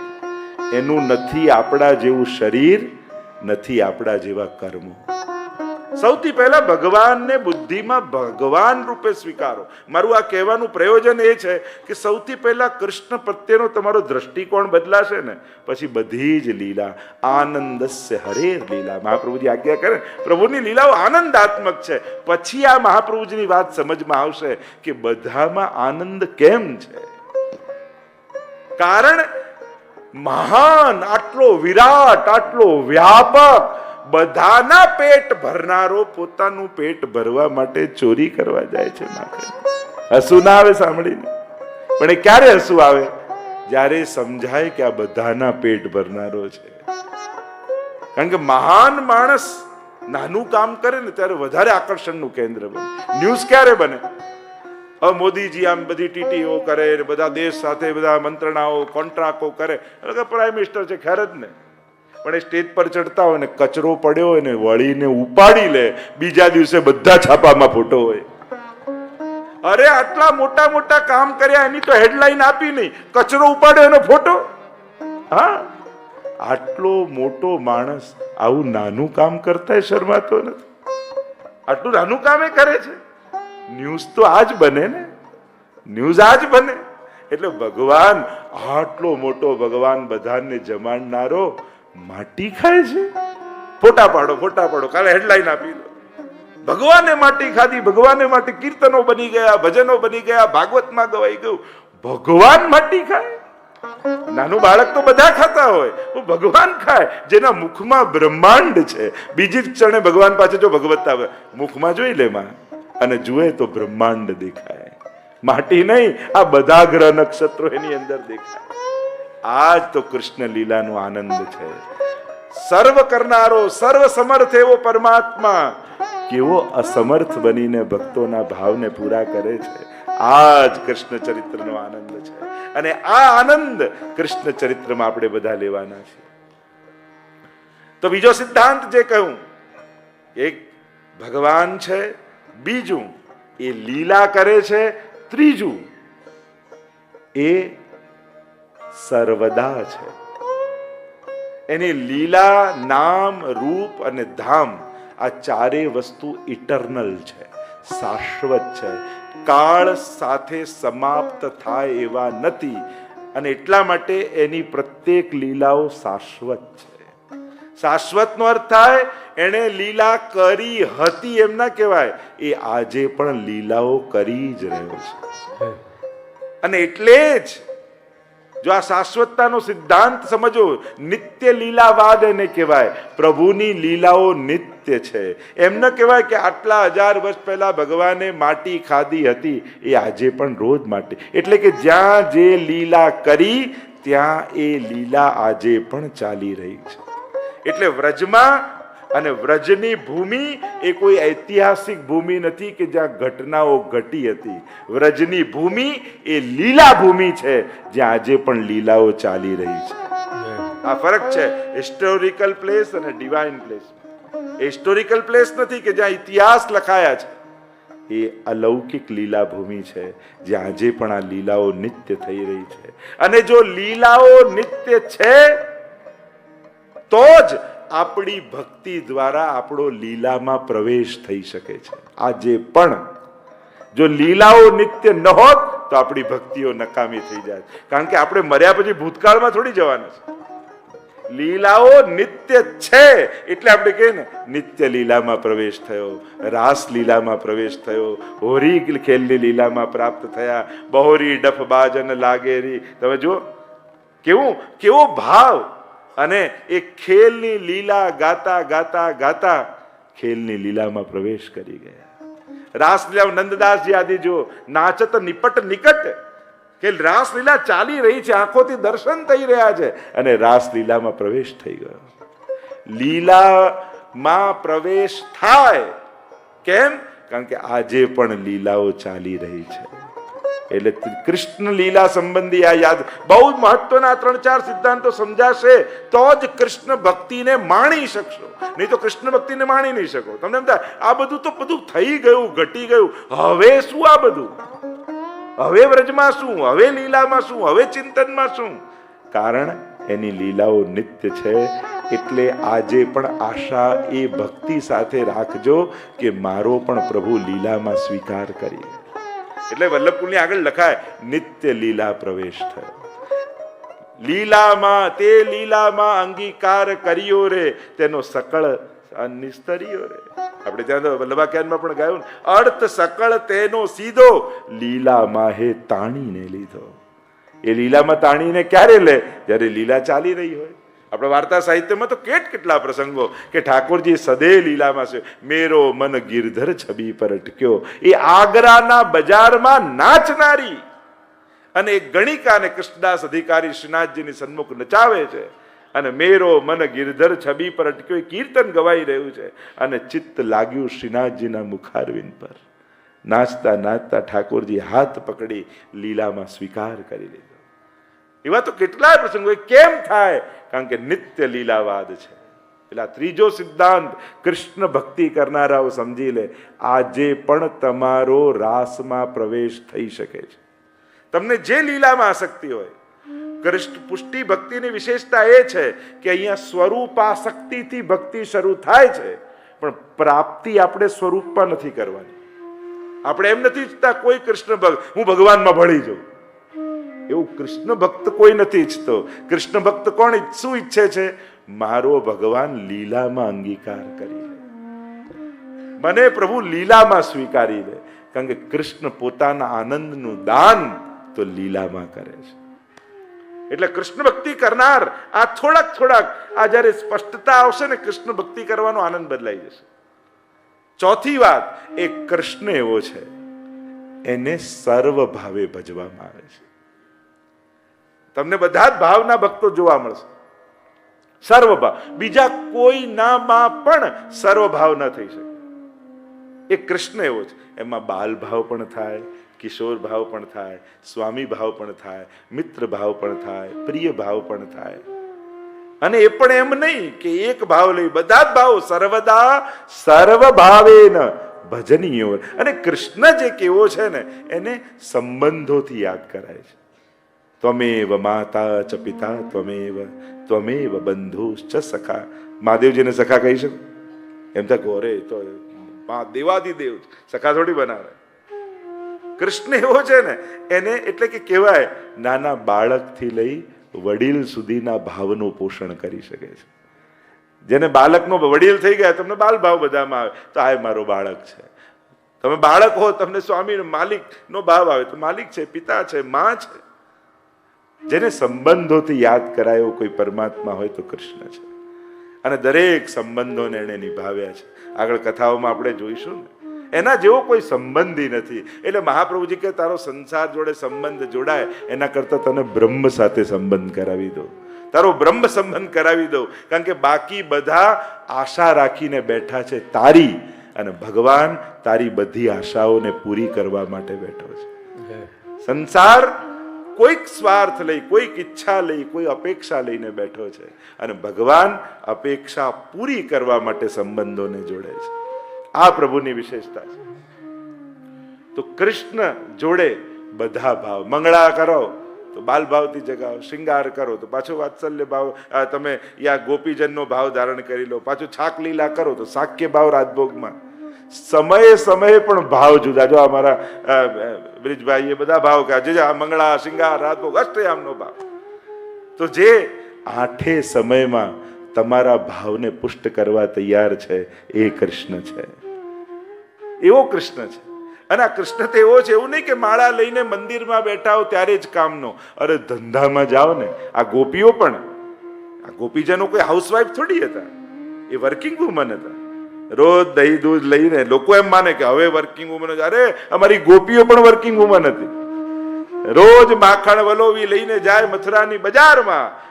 વિક્રેતુ કામા કિલ ગોપ કન્યા મુરારી પાદા चित्त वृत्ति दध्यादिकं मोहवशाद भोज गोविंद दामोदर વિક્રેતુ કામા કિલ ગોપ કન્યા. વેચવા માટે નીકળી, પણ મન વેપારમાં નથી. મુરારી પાદાર પિત ચિત્ત વૃત્તિ. ચિત્ત વૃત્તિ તો પ્રભુના ચરણોમાં છે.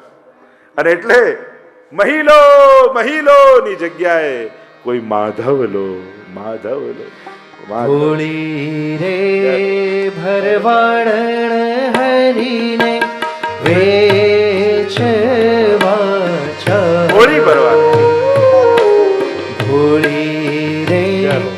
ભરવાડ હરીને વેચવા ચાલી 16 સહસ્ત્ર ગોપીનો વાલો 16 સહસ્ત્ર ગોપીનો વાલો મટુકીમાં ઘાલી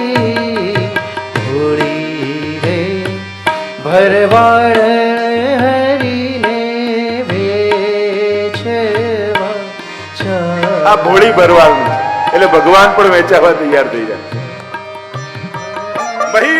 મહિલો કરતા મહાપ્રભુજી પણ આજ્ઞા કરી ને કે ચેતસ્તત ચિત્ત પ્રભુમાં અને વ્યાવૃત્તોપી હરવ ચિત્તમ.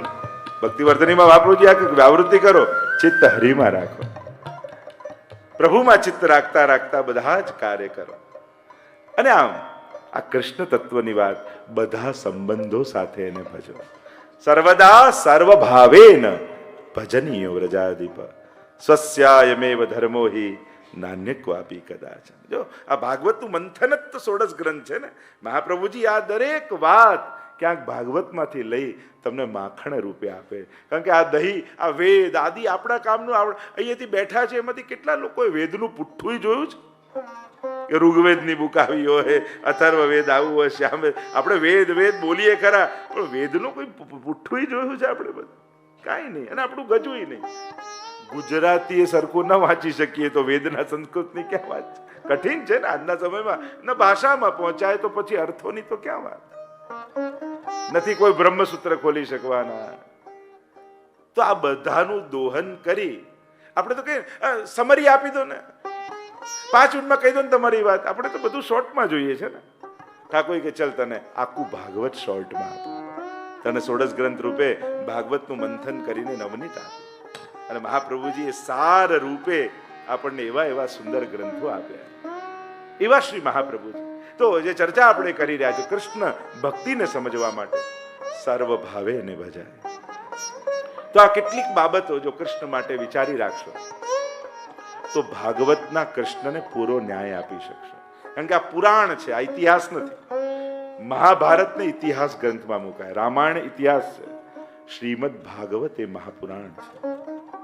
ઇતિહાસમાં શું હોય કે બધું ડેટ વાઇઝ, જન્મથી લઈને કથા શરૂ થાય ના થાય. અહીંયા તો જન્મ આવે 10મ સ્કંદમાં અને કથા તો ક્યારની પ્રથમ સ્કંદમાં જ મહાભારતની કથા આવી જાય. જેમ જેમ પ્રશ્નો પૂછાય એવા જવાબ. એટલે અહીંયા સિક્વલ વાઇઝ ન હોય, અહીંયા તો પ્રશ્ન વાઇઝ હોય. જે સમયે જે પ્રશ્ન કર્યો એ પ્રમાણેનું સમાધાન થાય. પુરા ભવમ ઇતિ પુરાણમ, પંચમ વેદ કહેવાય. ઘણી જગ્યાએ તો એવી ચર્ચાઓ આવે છે કે વેદથી પહેલા પુરાણ છે. કારણ કે વેદમાં પુરાણોની કથાના ઉલ્લેખ મળે છે. કયા ધવ એમ કહીને પ્રહલાદજીની પણ વાત વેદ ઉપનિષદમાં મળે છે. તો આપણને થાય કે કોઈ વાત ક્યારે આવે? જ્યારે પહેલા ઘટના ઘટી ગઈ હોય. મહાપ્રભુજી તો કલ્પ ભેદથી, એટલે કેટલાક કલ્પ એવા છે જેમાં પુરાણો પહેલા પ્રગટ થાય ને વેદ પછી પ્રગટ થાય. કેટલાક કલ્પ એવા છે કે જેમાં વેદ પહેલા આવે ને પછી પુરાણ પ્રગટ થાય છે. તો આ બધી ચર્ચાઓ જ્યારે કોઈ ગુરુ મુખે ભણીએ તો સમજમાં આવે. બાકી સીધા સ્ટેટમેન્ટો કોઈ ગ્રંથ માટે પ્લીઝ આપતા નહીં. કોઈ ભગવાનની કોઈ લીલા માટે સીધા સ્ટેટમેન્ટ આપી ન દેતા. કારણ કે તમારું મને પૂછો તો તને ઘરના નથી પૂછતા, અમે શેના માટે પૂછીએ ભાઈ? ક્યાં આવું લખ્યું છે ભાઈ? તે વાંચ્યું શું છે? સીધું ક્યાં આવું લખ્યું છે? બધે લખ્યું છે. તે ભણ્યું કોની પાસે છે? એટલે ક્યારે પણ જે બાબતની આપણને સમજ, અને એમાં પણ પ્લીઝ ધર્મ માટે તમે ભણ્યા ના હો, જાણ્યા ના હો, કોઈ કમેન્ટ્સ મૂકશો નહીં, કોઈ આપશો નહીં અને કોઈને બુદ્ધિમાં દુર્વિચાર નાખશો નહીં. કારણ કે આ નથી ખબર એવું કહેવું એ બહુ બુદ્ધિમાનનું લક્ષણ છે. અત્યારે બધાને બધામાં કંઈક આપવું છે સલાહ. ધર્મના જગતના લોકોને સાયન્સ માટે બોલવું છે ને સાયન્સ વાળાને ધર્મનું બોલવું છે. બે હાથ જોડીને ધર્મગુરુએ પણ કહ્યું આ મેડિકલ અમારો સબ્જેક્ટ નથી, અમને ખબર નથી, કોઈ ડોક્ટરને જઈને પૂછો. પણ આટલું કહેતા તેમ તો અમે અજ્ઞાની થઈ ગયા. ના ના, તું આ કર ને પેલું કરો, કોઈના જીવ જશે. એટલે નથી ખબર એ આ સમયમાં કહેનારો બહુ બુદ્ધિમાન વ્યક્તિ છે, બહુ સમજદાર વ્યક્તિ છે. અને આવું કહેવામાં કોઈ નાનું નથી થઈ જતું. બધાને બધા વિષયની ખબર હોય જરૂરી નથી. પણ આપણા બધાની તકલીફ એ ને, સાયન્સ વિશેનું ધર્મગુરુને પૂછવા જઈએ અને ધર્મનું વિજ્ઞાનીને પૂછીએ. હવે જેનો જે સબ્જેક્ટ છે એને પ્રશ્ન કરો તો વધારે સારું. અને જે તમારો સબ્જેક્ટ ના હોય એમાં ખોટે ખોટા સ્ટેટમેન્ટો સમાજમાં આપવાથી ભ્રમણાઓ ફેલાય છે, અંધશ્રદ્ધાઓ ફેલાય છે. એટલે બધાએ સાવચેત થવાની જરૂર છે. ધર્મ સ્થાને હોય, એ રાજનીતિમાં સ્થાને હોય, રાજનીતિમાં તો એની વાત કરો. શું કરવા ખોટા ધર્મના અર્થઘટનો કરવા આપણે જવા? જે વસ્તુમાં આપણું સંશોધન યા પૂરેપૂરું જ્ઞાન ન હોય એના માટે કોઈ ફેસલો, ચુકાદો, ઘણીવાર જજ લોકો ધર્મ માટેના ચુકાદા આપી દે. એને ધર્મનું અધ્યયન જ નથી, એને કાયદાની ખબર છે, તો એને 5 ધર્મગુરુને બોલાવીને પૂછવું જોઈએ આનો અર્થ શું થાય. એ 4 વકીલોને બોલાવીને પૂછાય તો શું સ્ટેટમેન્ટ નીકળશે, શું અર્થઘટનો નીકળશે, તો સમાજ એને કેમ સ્વીકારશે? મહત્વની વાત છે જેનો એક્સપર્ટ હોય એની એડવાઇસ લેવી જોઈએ. અને તો જ એના સાચા ચુકાદાઓ, સાચા નિર્ણયો, સાચા અર્થઘટનો સમાજને મળે. જે કન્ફ્યુઝન પેદા થાય છે એ એને કારણે થાય છે કે જેના એક્સપર્ટ છે એને આપણે પૂછતા નથી. તો ધર્મની જ્યારે પણ આપણા બધે વૈષ્ણવ સમાજમાં પણ ઘણીવાર ગલત ફેરફાર કારણ શું? આપણું ધર્મનું નોલેજ ક્યાંથી આવે? બા પાસેથી, પાડોશી પાસેથી, કોઈ વૈષ્ણવ પાસેથી, કોઈ સિરિયલને જોઈને, અને પછી એવા કન્ફ્યુઝ થઈએ. હવે એ એક્સપર્ટ નથી. આપણી તકલીફ એ છે કે ઓથેન્ટિક પર્સન પાસેથી નોલેજ આવતું નથી, ઓથેન્ટિક બુકમાંથી નોલેજ આવતું નથી, અને એને કારણે જે કન્ફ્યુઝનો ફેલાય છે. એટલે ત્યારે સમાજને જરૂર છે એરિયા વાઇઝ એવા ક્લાસીસો ચાલવાની, એવા સત્સંગો ચલાવવાની જેમાં ઓથેન્ટિક પર્સન પાસેથી, ઓથેન્ટિક ગ્રંથમાંથી યોગ્ય નોલેજ ઘર ઘરમાં પહોંચે, પ્રોપર બુક્સ પહોંચે. અડધું વાંચીને જે ખીચડી ભેગી થાય અને પછી જે કન્ફ્યુઝ થઈએ આપણે, આ કન્ફ્યુઝનનું કારણ જ આ છે. એ વ્યવસ્થાની જરૂર છે જ્યાં પ્રોપર વેથી નોલેજ પહોંચે, સાચું નોલેજ પહોંચે. તો જે ચર્ચા આપણે કરી રહ્યા છીએ તો ભગવાન સર્વભાવે ભજાય એવા કૃષ્ણ છે. ભાગવતમાં 10મા સ્કંદમાં 9 સ્કંદ સુધી કૃષ્ણ ચરિત્ર 9મા સ્કંદમાં પણ કહ્યું સુખદેવજીએ, પણ સંક્ષિપ્તમાં કહ્યું. અને એટલે પરીક્ષિત મહારાજને થયું મારા ઈષ્ટ પ્રભુની કથા છે, આ તો મારે વિસ્તારથી સાંભળવી છે. અને જ્યાં 10મ સ્કંદ એટલે 10વિધ લીલાઓ ભાગવતમાં છે. અત્ર સર્ગો વિસર્ગશ્ચ સ્થાનમ પોષણમૂતય મનવંતરેશાનું કથા નિરોધો મુક્તિરાશ્રય. એટલે 3જા સ્કંદથી 12મા સ્કંદ સુધી સર્ગ લીલાથી શરૂ કરી આશ્રય લીલા સુધીનું વર્ણન છે. અને એ ક્રમ પ્રમાણે 10મ સ્કંદ એ નિરોધ લીલા કહેવાય.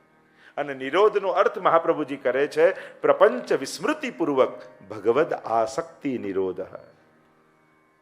એટલે કે આ 10મ સ્કંદની લીલામાં ભગવાન શું કરવાના છે કે ભક્તોના પ્રપંચની વિસ્મૃતિ કરાવશે. પ્રપંચ એટલે શું? સંસાર. સંસાર એટલે શું? અહમતા મમતા. લૌકિક પ્રપંચ જે કહીએ એ અહમતા મમતા રૂપ સંસાર. એને કારણે મનુષ્ય માયામાં, એનો અર્થ થાય માયા, પ્રપંચનો અર્થ.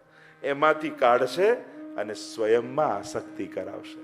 એ લીલાને કહેવાય નિરોધ લીલા. કારણ કે જીવ પોતાનો સ્વભાવ બદલી શકતો નથી. હવે આવો જ સ્વભાવ છે તામસ, રાજસ, સાત્વિક, તો કરવું શું? તો ભગવાન કે હું તારા સ્વભાવ પ્રમાણે લીલા કરીશ. મહાપ્રભુજી કારિકા લખે છે સ્વભાવ સન્નથા ભાવો નવૈ શક્ય કથમ ચન અતસ ત્રિવિધ જીવેશુ ત્રિવિધા ભગવત કૃતિ. કે જીવને ભગવાન નહીં બદલે, પણ જીવને અનુકૂળ થઈને ભગવાન લીલા કરશે. કે તારો તામસ ભાવ છે, ચલ હું તામસ લીલા કરું. તને મારી જોડે યુદ્ધ કરવું છે, ચલ વેર ભાવથી તને હું પ્રાપ્ત થઈશ, આપણે યુદ્ધ કરીશ. તારો રાજસ ભાવ છે, તને સંસારની કામનાઓ છે, ચાલ હું એવી લીલા કરીશ.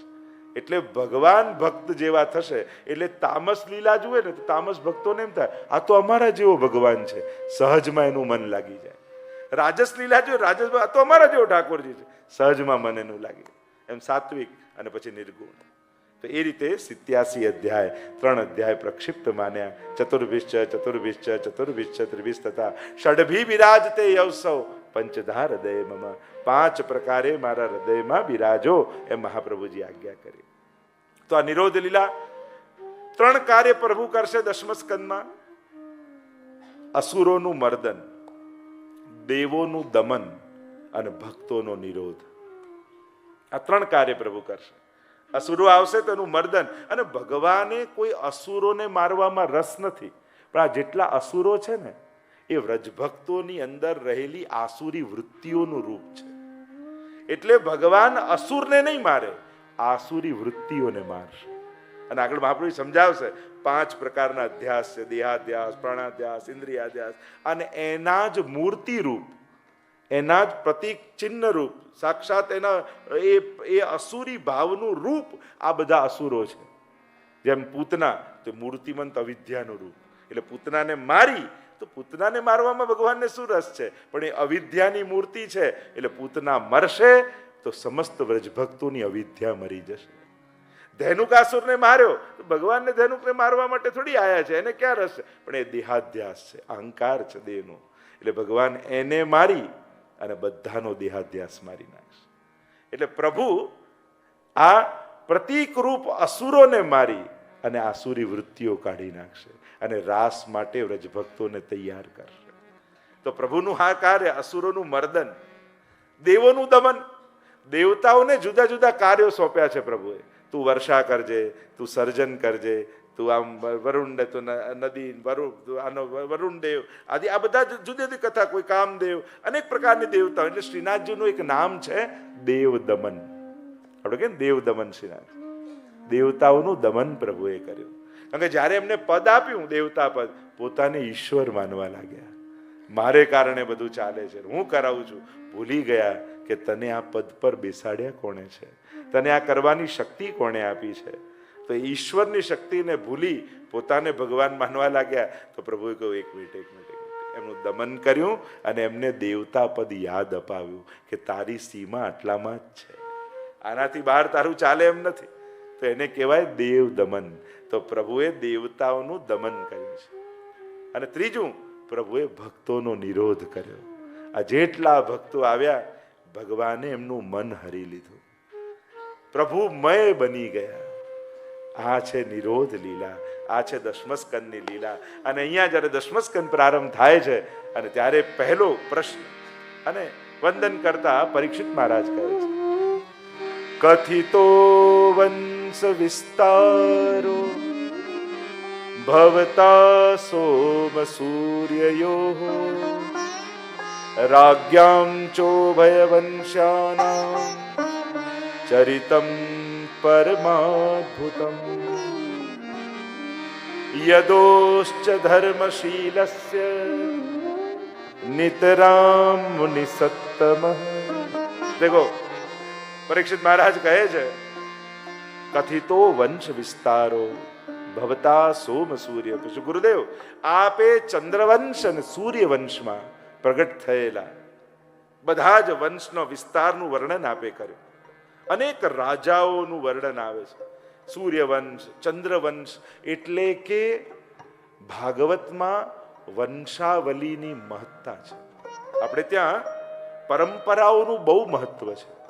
કુળ પરંપરા, વંશ પરંપરા. કારણ કે આ બધી પરંપરાઓ ભક્તોની હતી. એટલે આ રાજા મહારાજાઓનું વર્ણન ભાગવતમાં નથી, ભક્તોના ચરિત્ર ગાયા છે. રાજાઓનો ઇતિહાસ કહીને શું કરે જેનું મૃત્યુ થવાનું હોય? કોઈ હિસ્ટ્રી કહેવામાં થોડી રસ છે. આ બધા ભગવદીઓ હતા. જો ભક્તના પણ વંશ હોય છે, કહેવાનો અર્થ જેમ અમારે વલ્લભ કુળનું અમે ગૌરવ લઈએ છીએ ને, એમ તમારું વૈષ્ણવ કુળનું પણ તમને ગૌરવ હોવું જોઈએ. તમારા દાદા દાદી બધાના એક એક ચરિત્ર ભાવ જુઓ એમના, કેવી સેવા, કેવા સત્કર્મો, કેવા પુણ્ય કાર્યો. અને આજે પણ એમના નામથી યાદ કરાય છે કે આ બધું કરી ગયા, આ બધું મૂકી ગયા છે. એક વસ્તુ યાદ રાખો, સાથે લઈ જવાનો કોઈ પણ વસ્તુનો કોઈ રસ્તો નથી. સાથે કંઈ લઈ જઈ નથી શકાતું, પણ કંઈક મૂકીને ચોક્કસ જઈ શકો છો, જે સમાજના કલ્યાણમાં કામ આવતું રહે.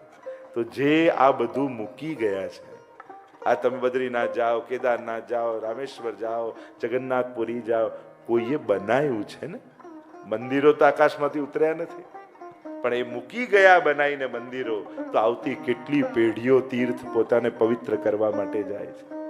કોઈએ બનાવ્યું છે ને. એમ દુનિયામાં લઈ જવાનો રસ્તો નથી એ ખબર પડી જાય ને, તો હવે હું શું મૂકી જઈશ એ વિચારવાનું આજથી ચાલુ કરી દેજો. શું આ દુનિયામાં કંઈક એવું મૂકીને જાઉં કે જે આવતી પેઢી, આવતું કુળ, આવતો સમય એને યાદ કરી, એને જોઈને એને ઈશ્વર યાદ આવે, એને પુણ્ય યાદ કરે. કારણ કે બધા લખાયેલા નામ એ કોઈ યશ કીર્તિ માટે નથી હોતા, એ આવતી પેઢીને પ્રેરણા આપવા માટે હોય છે. જો આ દાદાના નામે આ છે તો પૌત્રાને એમ થાય કે હું કાંઈક એવું કરીને જાઉં. કોઈ ત્યાં રોકાયેલા ધર્મશાળામાં એને એમ થાય કે આ ભાઈ આવું સત્કર્મ કરી ગયા, તો લાવો અમે પણ કંઈક સત્કર્મ કરી જઈએ. આ બધી મોટી મોટી પ્રતિમાઓ મુકાય એ કોઈ વ્યક્તિને પેલા માટે નથી, પણ એ વ્યક્તિની વિચારધારા જીવંત રહે એના માટે છે. એ પ્રતિમાઓના પૂજન નથી, પણ એ મૂકી ગયેલી પ્રતિભાઓના પૂજન છે, કે એ પ્રતિભાઓ સતત સમાજને પ્રેરણા આપતી રહે. અને એટલા માટે એવી પ્રતિભાઓ ભૂલાઈ ન જાય એના માટે એમના નામ લખાવવા જોઈએ, જેથી એ આપણા કુટુંબને, આપણી જ્ઞાતિને, આપણી પેઢીઓને એ નામનાઓ પ્રેરણા આપતા રહે, આવતા જનરેશનને. એટલા માટે ઘણીવાર નામ જરૂરી થઈ જાય છે. એ કેવલ યશ કીર્તિ માટે નથી હોતા, એ પ્રેરણાઓ માટે હોય છે. તો આ દરેક વસ્તુની મહત્તા છે. તમે એને કઈ રીતે જુઓ છો એના પર છે.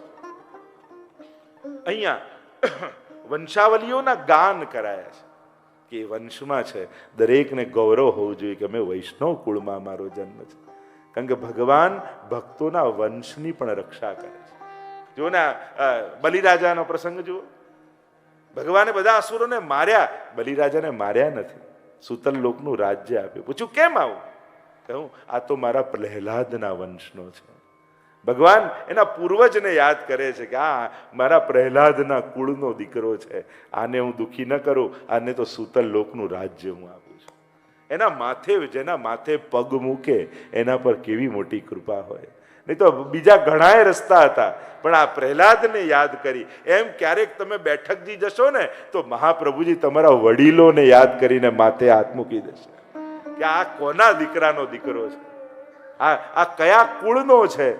કદાચ આપણા પુણ્યો નહીં હોય, આપણા પૂર્વજોના પુણ્ય સેવાને યાદ કરી મહાપ્રભુજી માથે હાથ મૂકશે. કરત કૃપા નિજ હસ્તદેવ માથે.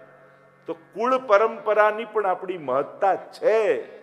સ્વતંત્ર ભક્તિ તો છે, પણ ક્યાંક જો મિલકત આપણે ભોગવતા હોય તો એના પુણ્ય નહીં ભોગવીએ, તો એ તો કૃપા છે. અહીંયા યાદ કરે છે સૂર્યવંશ, ચંદ્રવંશની આ બધા વિસ્તારથી કહું, પણ ગુરુદેવ હવે મારા ઈષ્ટની કથા આવે છે, કૃષ્ણની કથા આવે છે. હવે સંક્ષિપ્ત નહીં, વિસ્તારથી મને કહો ને.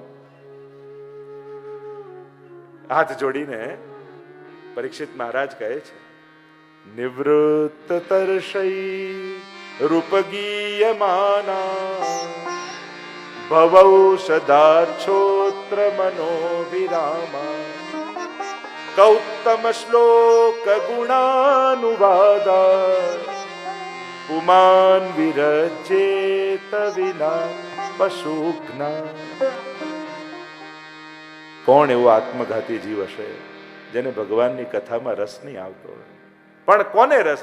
નિવૃત્ત તર્ષય રૂપગીયમાન, જેની બધી તૃષ્ણાઓ સમાપ્ત થઈ ગઈ હોય એના માટે ભગવાનની કથા તો પરમ ઔષધિ છે, અમૃત છે. જો સાધારણ દવા ને આ દવામાં ફરક એ છે, પેલો તો અમુક માત્રામાં ખાવાની હોય, આ તો પીતા જ રહેવાની. ભગવાન મળે પછી, પેલું તો રોગ મટી જાય પછી બંધ, આ તો ભગવાન મળી જાય પછી પીતા રહેવાનું. પેલી તો કડવી હોય, આ તો પરમ મધુર છે. એવી આ ભગવાનની કથા છે,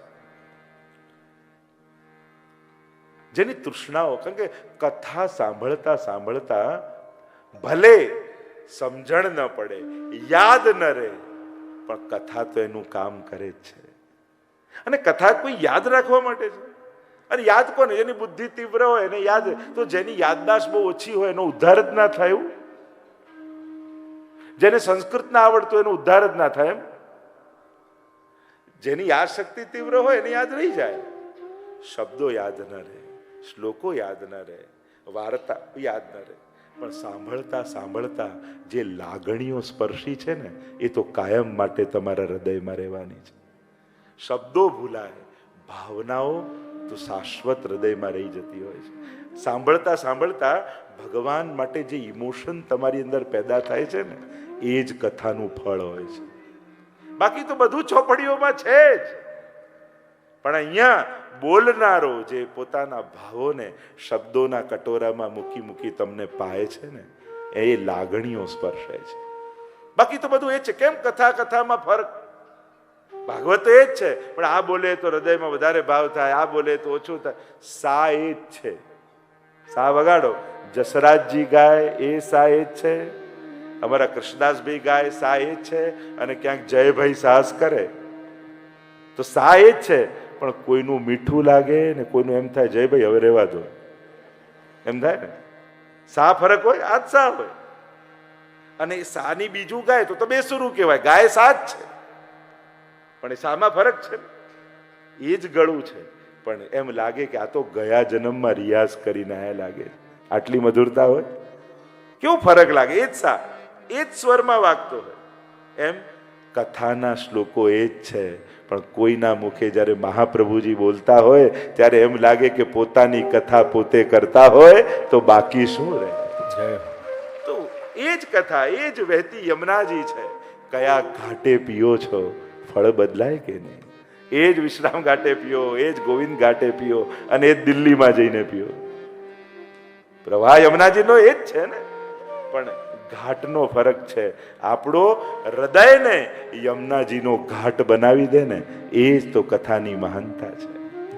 કે આપણે પીવા ન જવું પડે, એ ઘટ આપણો ઘાટ બની જાય અને પછી હૃદયથી નીકળે ને. મારા ઘટમાં વિરાજતા શ્રીનાથજી યમુનાજી મહાપ્રભુજી. મારા ઘટમાં બિરાજતા શ્રીનાથજી યમુનાજી મહાપ્રભુજી. મારું મનનું છે ગોકુળ વનરાવન, મારા તન નાંગણિયામાં તુલસી નાવન, મારા પ્રાણ જીવન. એ આવો જીવનમાં લાવો ફરી કદી ન મળે. એ આવો જીવનમાં લાવો પ્રભુ વારે વારે મળે. પ્રભુ આવા ક્ષણો જીવનમાં આવતા જ રહે, આપણે તો એવું માંગીએ. પણ આવો લાભ કઈ રીતે લેવાનો? ફરી મળે ન મળે. કથાઓ તો ઘણી થશે, પણ એ કથામાં હું હોઈશ કે નહીં એની મને ખબર નથી. એ આવો જીવનમાં લાવો મને વારે વારે મળે. વારે વારે વૈષ્ણવ દે ફરી ન મળે. વારે વારે વૈષ્ણવ દે ફરી ન મળે. હવે વિચાર કરો, આ માનવ દેહ છે, આના સિવાયનો કોઈ પણ દેહ લઈને આવો, કોઈ કથામાં આવવા દે? ગાય બની જાઓ તોય કોઈ કથામાં ઘૂસવા દે? ચલો બહાર કાઢો, બહાર કાઢો, બહાર કાઢો. આ દેહ જે હમણાં છે એના સિવાય કોઈ દેહમાં તમને આ ઓડિટોરિયમમાં ના આવવા દે. અને એટલે ફેરો લખ રે 84 નો મારો રેટળે મને મોહર મળે. એ મારા ઘટમાં બિરાજતા શ્રીનાથજી યમુનાજી મહાપ્રભુ. અને એટલા માટે આ કથા વહેતી વહેતી વહેતી એવી યમુનાજી છે, આપણા ઘટને જ ઘાટ બનાવી દેશે અને અનંત ભક્તિનો પ્રવાહ વહેતો રહેશે આપણા હૃદય. તો આ જ ક્ષણોને ઉત્સવ બનાવવાનો સમય એ જ કથા છે.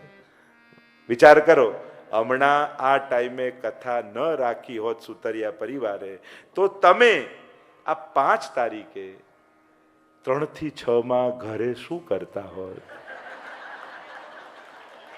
જો આપણે નક્કી ના કર્યું હોત કે બધાને હસવું આવ્યું હતું તો એમ જ કહેવા જતો માળા ફેરવતા હોત નહીં. વિચાર કરો શું થાત. તો એ જ વાત છે. સારું થયું ને, વધાઈ આપો તાળીઓ વગાડીને આ સુતરિયા પરિવારે કે એમણે સંસારમાંથી કાઢી આપણને બધાને કથામાં બેસાડી દીધા. તો આ કૃપા નહીં તો બીજું શું? નહીં તો કેટલું બધું થઈ શકત. આજ 3 કલાકમાં કેટલાના એક્સિડન્ટ દુનિયામાં થયા હશે. 1 સેકન્ડમાં એક એક્સિડન્ટ થાય. કેટલા બરબાદ થઈ ગયા હશે, કેટલાને કેન્સર ડિટેક્ટ થયા હશે, કેટલાના ધંધા બંધ થઈ ગયા હશે, કેટલાના બાળકો બીમાર થઈ ગયા હશે. શું શું નહીં ઘટ્યું હોય આ 3 કલાકમાં. પણ પ્રભુએ એ બધામાંથી બચાવી આપણને કથાનો આનંદ લૂંટવા માટે બેસાડ્યા. નથી લાગતું આપણા પર વિશેષ કૃપા ઠાકોરજીની છે? નહીં તો શું શું ઘટ્યું હશે. આ ઘરે જઈને ટીવી ખોલજો ખબર પડશે. કેટલા બિચારા એરપોર્ટ પર પાટા ફેરા કરતા હશે. Delay delay delay. કેટલાની ફ્લાઇટો આ 2 દિવસમાં કેન્સલ થઈ હશે. કાલે હું 6 કલાક બેસીને આવ્યો. એમને એમ કથા મળે છે. કોઈ એમ કે દ્વારકેશલાલજી પધારો સ્વાગત કરવા. આ ગાડીઓ ઊભી એ ઊભી ને ઊભી રહી જાય. અરે ગોઠવેલા ફૂલો કરમાઈ જાય, બીજા બદલવા પડે. તો આ તો એવું છે. આપણે તાજા ને તાજા અહીંયા કથામાં છીએ એ ઠાકોરજીની કૃપા છે. તો આ તો કૃપા નહીં તો બીજું શું? વિશેષ કૃપા છે કે આ બધેથી ઠાકોરજીએ જાણે ભીડમાં ભાગાદોડી થતી હોય ને માં પોતાના બાળકને છાતીએ ચાપી અને પાલવામાં ઉડાડી અને લઈને પોતાના ઘર સુધી પહોંચાડે. એમ દુનિયાની ભીડમાં મારા શ્રીનાથજી બાવાએ પોતાની ઓઢડીમાં ઢાંકી આપણને કથા સુધી પહોંચાડ્યા છે. એ શ્રીનાથજીની અનહદ કૃપા છે. કેવી કૃપા છે. આ તો દુર્ઘટનાઓ ન ઘટે ને ત્યાં સુધી સારા દિવસો આપણને ખરાબ લાગે. લો આજે કાંઈ થયું નહીં, એમને એમ ગયો. અરે આ સારો દિવસ છે, કંઈક થશે ને પછી ખબર પડશે કે આ દિવસ સારો હતો. તાવ આવે તો એમ લાગે પેલો દિવસ તો સારો, કેવું હારતો ફરતો દોડા દોડ કરતો હતો. એટલે આપણને દુઃખ આવે ને ત્યારે સુખની કદર થાય એવું થાય. એટલે એમ થાય કે આ ઠાકોરજી દુઃખ આપીને પણ સુખની કદર કરતા શીખવાડે છે કે આ નોર્મલ દિવસો પણ નોર્મલ નતા, સારા જ હતા. ત્યારે આપણને આ તો સાવ નોર્મલ દિવસ ગયો, કાંઈ ના નોર્મલ નથી, સારો જ છે. અને એટલા માટે આ કથાની એક એક ક્ષણ એ ઠાકોરજીએ પોતાના હાથથી લખેલું સૌભાગ્ય છે કે જે આપણા ભાગ્યમાં લખી આપ્યું ઠાકોરજીએ. કારણ કે કથા બેસાડે એક છે, પણ કેટલા લોકો પાન કરીને જાય છે. અને હું તો કહું ને, આપણે કથા નથી બેસાડતા, કથા આપણને બેસાડે. નહીં તો આ યુવાનો 3 કલાક એક ખુરશીમાં બેસાડવા સહેલા છે. એ તો બ્રિજેશભાઈ હમણાં આફ્રિકા ગયા હોય, દુબઈ ગયા હોય, ત્યાં ગયા હોય, F1 જોવા ગયા હોય, પેલું ગયા, ક્યાં ક્યાં જઈ આવે. તો એમને તો પકડી રાખવા સહેલા છે. તો આ તો આ યુવાનોને બેસાડ, ખરેખર આપણે કથા નથી બેસાડતા, કથા આપણને બેસાડી રાખે છે. તો મૂળ વાત છે. તો આ દુનિયામાં ભાગતા દોડતા વ્યક્તિને જેમ માં એમ કે બેટા મારું સાંભળ, મારે તને એક વાત કહેવી છે, બહુ જરૂરી વાત કહેવી છે. અને પોતાની નજીક બેસાડી પોતાના દિલની બધી વાત કહે ને, એવી આ શ્રીનાથજી બાવા રૂપી કથા રૂપી માં પોતાનું દિલ ખોલીને વાત કરે, એ જ કથાની ક્ષણો છે. દસમસ્કંદે હૃદય છે ને, આજે ભગવાન પોતાનું દિલ ખોલી રહ્યા તમારી, અમારે દિલની વાત તને કહેવી. તો આમ જેની તૃષ્ણાઓ સમાપ્ત થઈ ચૂકી છે એના માટે આ પરમ ઔષધિ છે ભગવાનની. ગુણગાને સુખાવાપ્તિ ગોવિંદસ્ત પ્રજાયતે યથા તથા સુખાદી નામ નૈવાત્મની કુતોન્ય. શ્રી વલ્લભ કે વચન નિરોધ લક્ષણ કે જે કથા સુખ આપે છે એ તો બ્રહ્મ જ્ઞાનીઓને પરમ સમાધિમાં પણ સુખ નથી મળતું. એવું સુખ જો સુખ હોત, આપણે ભગવદીઓ ગાય છે ને, गोपाल जो सुख होत गोपाले गाए, जो सुख होत गोपाले गाए, जो सुख होत गोपाले गाए, जो सुख होत गोपाल ही गाए, सो सुख सो न होत जप तप के कीने, सो न होत जप तप के कीने, कोटिक तीरथ नाए, जो सुख होत गोपाले गाए। જો સુખ હોય કેટલાય તીર્થો કરી લો, વ્રત કરી લો, ધ્યાન કરી લો, ભગવત ગુણગાનમાં જે સુખ છે, જો સ્વયં સુખદેવજીની કથા ભાગવતમાં આવે છે ને, નિર્ગુણ બ્રહ્મના ઉપાસક ભાગવતના 2 શ્લોક સાંભળ્યા અને કૃષ્ણ પ્રેમી બની ગયા. બરહા પીડમ નટવર વપુઃ કર્ણયો કર્ણિકારમ બિભ્રદ્વાંસ કનક કપીશમ વૈજયંતીમ ચ મા. જો આપણે બધા છે ને સાકાર બ્રહ્મના ઉપાસકો છે, નિરાકાર બ્રહ્મના નહીં. જે બ્રહ્મને જોવા માટે આંખો બંધ કરવી પડે એવા બ્રહ્મના આપણે ચાહક નથી. આપણે તો જેને ધારી ધારીને જોતા જ રહીએ એવા બ્રહ્મના ઉપાસકો છે. આપણો બ્રહ્મ એવો સુંદર છે કે જેને જોવાની ઈચ્છા વધતી જાય. આપણો બ્રહ્મ એવું મીઠું મીઠું બોલે છે, જેને સાંભળતા જ કરીએ, સાંભળ્યા જ કરીએ એવું થાય. એનું નામ એટલું મધુર છે કે એમ થાય બોલ્યા જ કરીએ, બોલ્યા જ કરીએ. એ એવો કોમળ છે, એમ થાય એનો સ્પર્શ ક્યારે છૂટે નહીં, એને સ્પર્શવાની ઈચ્છા જાગે. એવો બ્રહ્મ આપણો આરાધ્ય છે. તો અહીંયા કહ્યું જેની તૃષ્ણાઓ સમાપ્ત થઈ છે એના માટે આ કથા અમૃત છે. યાદ કરે છે પરીક્ષિત મહારાજ, આ પ્રભુની તો કેવી કૃપા. જ્યારે પણ સારા દિવસો આવે ને ત્યારે આપણા જીવનમાં થયેલી પ્રભુની કૃપાને યાદ કરજો. દુર્ઘટનાઓ બહુ ઓછી હોય છે, પણ સારી ઘટનાઓ ઘણી બની હોય છે. પણ આપણે દુર્ઘટનાઓનું કારણ ભગવાન માનીએ છીએ, પણ સફળતા અને સુખનું કારણ ભગવાનને ક્યારેય માનતા નથી. હંમેશા એમ આ તો મારી મહેનત, મારી હોશિયારી, એમાં ઠાકોરજી ક્યાંથી આવે? અને સહેજ કઈ નબળો, આ ભગવાનને મારી જોડે જ શું વાંધો છે? સુખનું કારણ પોતે અને દુઃખનું કારણ ભગવાન. આ તો અન્યાય કર્યો કહેવાય. મૂળ વાત એ છે, શું પ્રભુ આગળ ઊભા રહી એના ઉપકારોને યાદ કરી શકો છો? અહીંયા પરીક્ષિત મહારાજ યાદ કરે દશમસ્કરના શરૂઆતમાં જ, પિતામહ મે સમરે મરંજય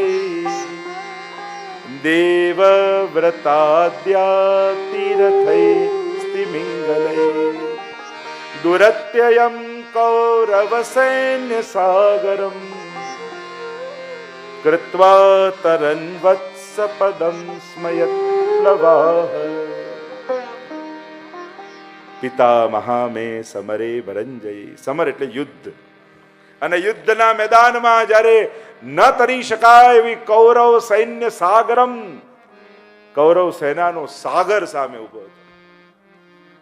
અને કેવા તિમિંગલો, તિમિંગલો એવા હોય મોટા હજારો માછલાઓને ગળી જાય એવા ભીષ્મજી, દ્રોણ, જેને મારવાનો કોઈ ઉપાય નહીં. અરે બે તો ચિરંજીવી, કૃપાચાર્ય ચિરંજીવી, અશ્વત્થામા ચિરંજીવી, ભીષ્મજીને ઈચ્છા મૃત્યુનું વરદાન, દ્રોણને કોઈ જીતી ન શકે, અજેય. અને એમની સામે યુદ્ધ લડવાનું. ક્યાં 11 અક્ષોહિણી સેના, ક્યાં આમ 7 અક્ષોહિણી. આમ જોવા જાવ તો કોઈ તાલમેલ બેસે જ નહીં કે પાંડવો જીતે, પણ છતાંય કઈ રીતે જીતી ગયા? કોઈ વાછરડું જતું હોય અને ભીની માટી થઈ હોય ને એમાં વાછરડાનો પગ પડે, અને પગ પડે ને એક નાનકડો ખાડો પડે, અને એ ખાડામાં થોડું પાણી ભરાઈ ગયું હોય, પણ કોઈ ચાલતો ચાલતો માણસ જતો હોય એને વિચાર ના આવે કે આ કઈ રીતે ઓળંગીશ, ક્યારે ઓળંગી જાય ખબર ન પડે. એમ જ કૃત્વા તરન વત્સ પદમ સ્મયત પ્લવાહ, આટલા મોટા સાગરને એક વાછરડાના ખાડાની જેમ ઓળંગી ગયા. જો કૃપા શું કરે છે, દુઃખ મટાડી નથી દેતી, પણ દરિયા જેવા દુઃખને ખાબોચિયા જેવું કરી નાખે છે. વરસાદ રોકી નહીં શકો, પણ કૃપા થશે ને તો છત્રી ખોલવાની સમજણ આવી જશે. ભગવાન એ વ્યવસ્થા કરી આપશે કે તમે દુનિયામાં, કારણ કે લોકોની તો માંગણી એવી હોય ને, એ ભગવાન વરસાદ ના પાડતા આજે કપડા સૂકવ્યા છે, ભૂગોળ ખગોળ ફેરવી નાખે લોકો.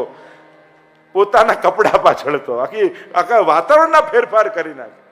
ભગવાન કે તારા કપડા પાછળ વરસાદ ના પાડું. લોકોની માંગણીઓ વિચાર કરો ને, ઘણી વાર વિચાર બેસીને તો ચક્કર ભગવાનને અપાવી દે એવી માંગણીઓ થાય.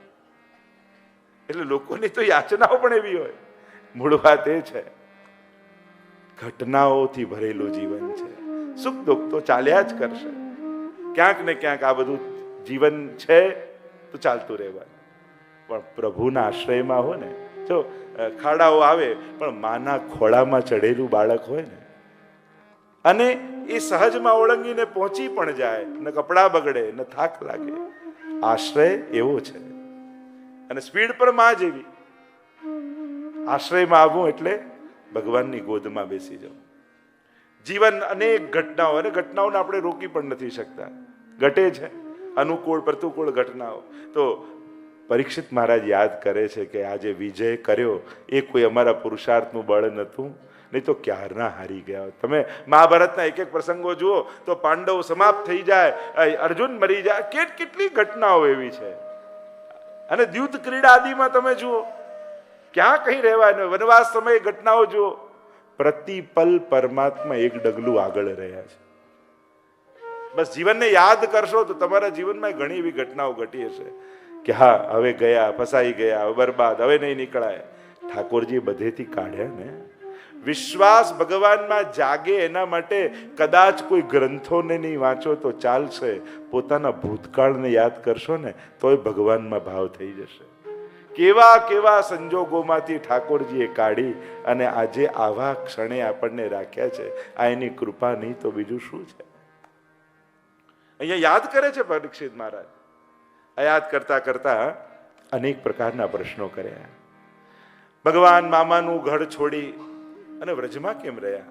કંસ તો મામા હતા છતાં એને કેમ માર્યા?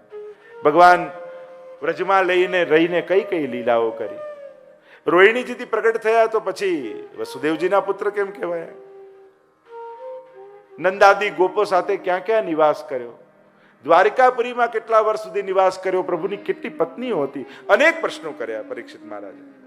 સુખદેવજીને કહ્યું હાથ જોડીને કે મહારાજ ગુરુદેવ, પૂછવા જેવી જગ્યા લાગી તો બધું પૂછી નાખ્યું. જો સંશય ખરાબ નથી, પણ ગલત જગ્યાએ સમાધાન લેવું બહુ ખતરનાક છે. સાધારણ હવે અર્જુનને મોહ જાગ્યો. વિચાર કરો, એ સમાધાન લેવા ધૃતરાષ્ટ્ર પાસે ગયો હોત તો કેવી ગીતા મળી હોત. કૃષ્ણને પૂછ્યું તો પછી છેક ગયો નષ્ટો મોહ સ્મૃતિર્લબ્ધા તત્પ્રસાદાન મયા ચ્યુત સ્થિતોસ્મિ ગત સંદેહ કરીશે વચનમ તવ, ત્યાં સુધી પહોંચ્યા. જો ધૃતરાષ્ટ્રને પૂછ્યું હોત તો કેવી ગીતા મળી હોત. પ્રશ્નો જાગે ખરાબ નથી, કારણ કે ભગવાન એ શંકાની જગ્યા નથી, ભગવાન એ જિજ્ઞાસાની જગ્યા છે. બંનેમાં બહુ ફરક છે, શંકા અને જિજ્ઞાસામાં.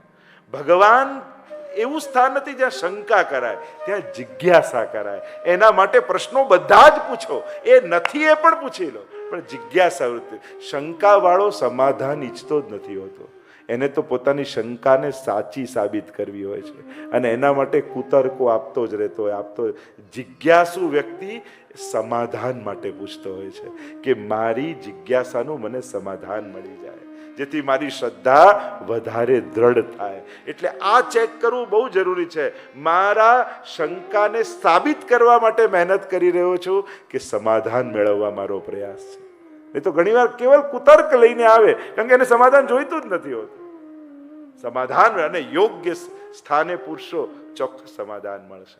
એટલે જ્યારે પણ પ્રશ્ન જાગે ગમે તેને ન પૂછશો, કારણ કે નાદાન વ્યક્તિ શંકાને દ્રઢ કરી નાખશે, એટલે વધારે અભાવ તરફ જશો.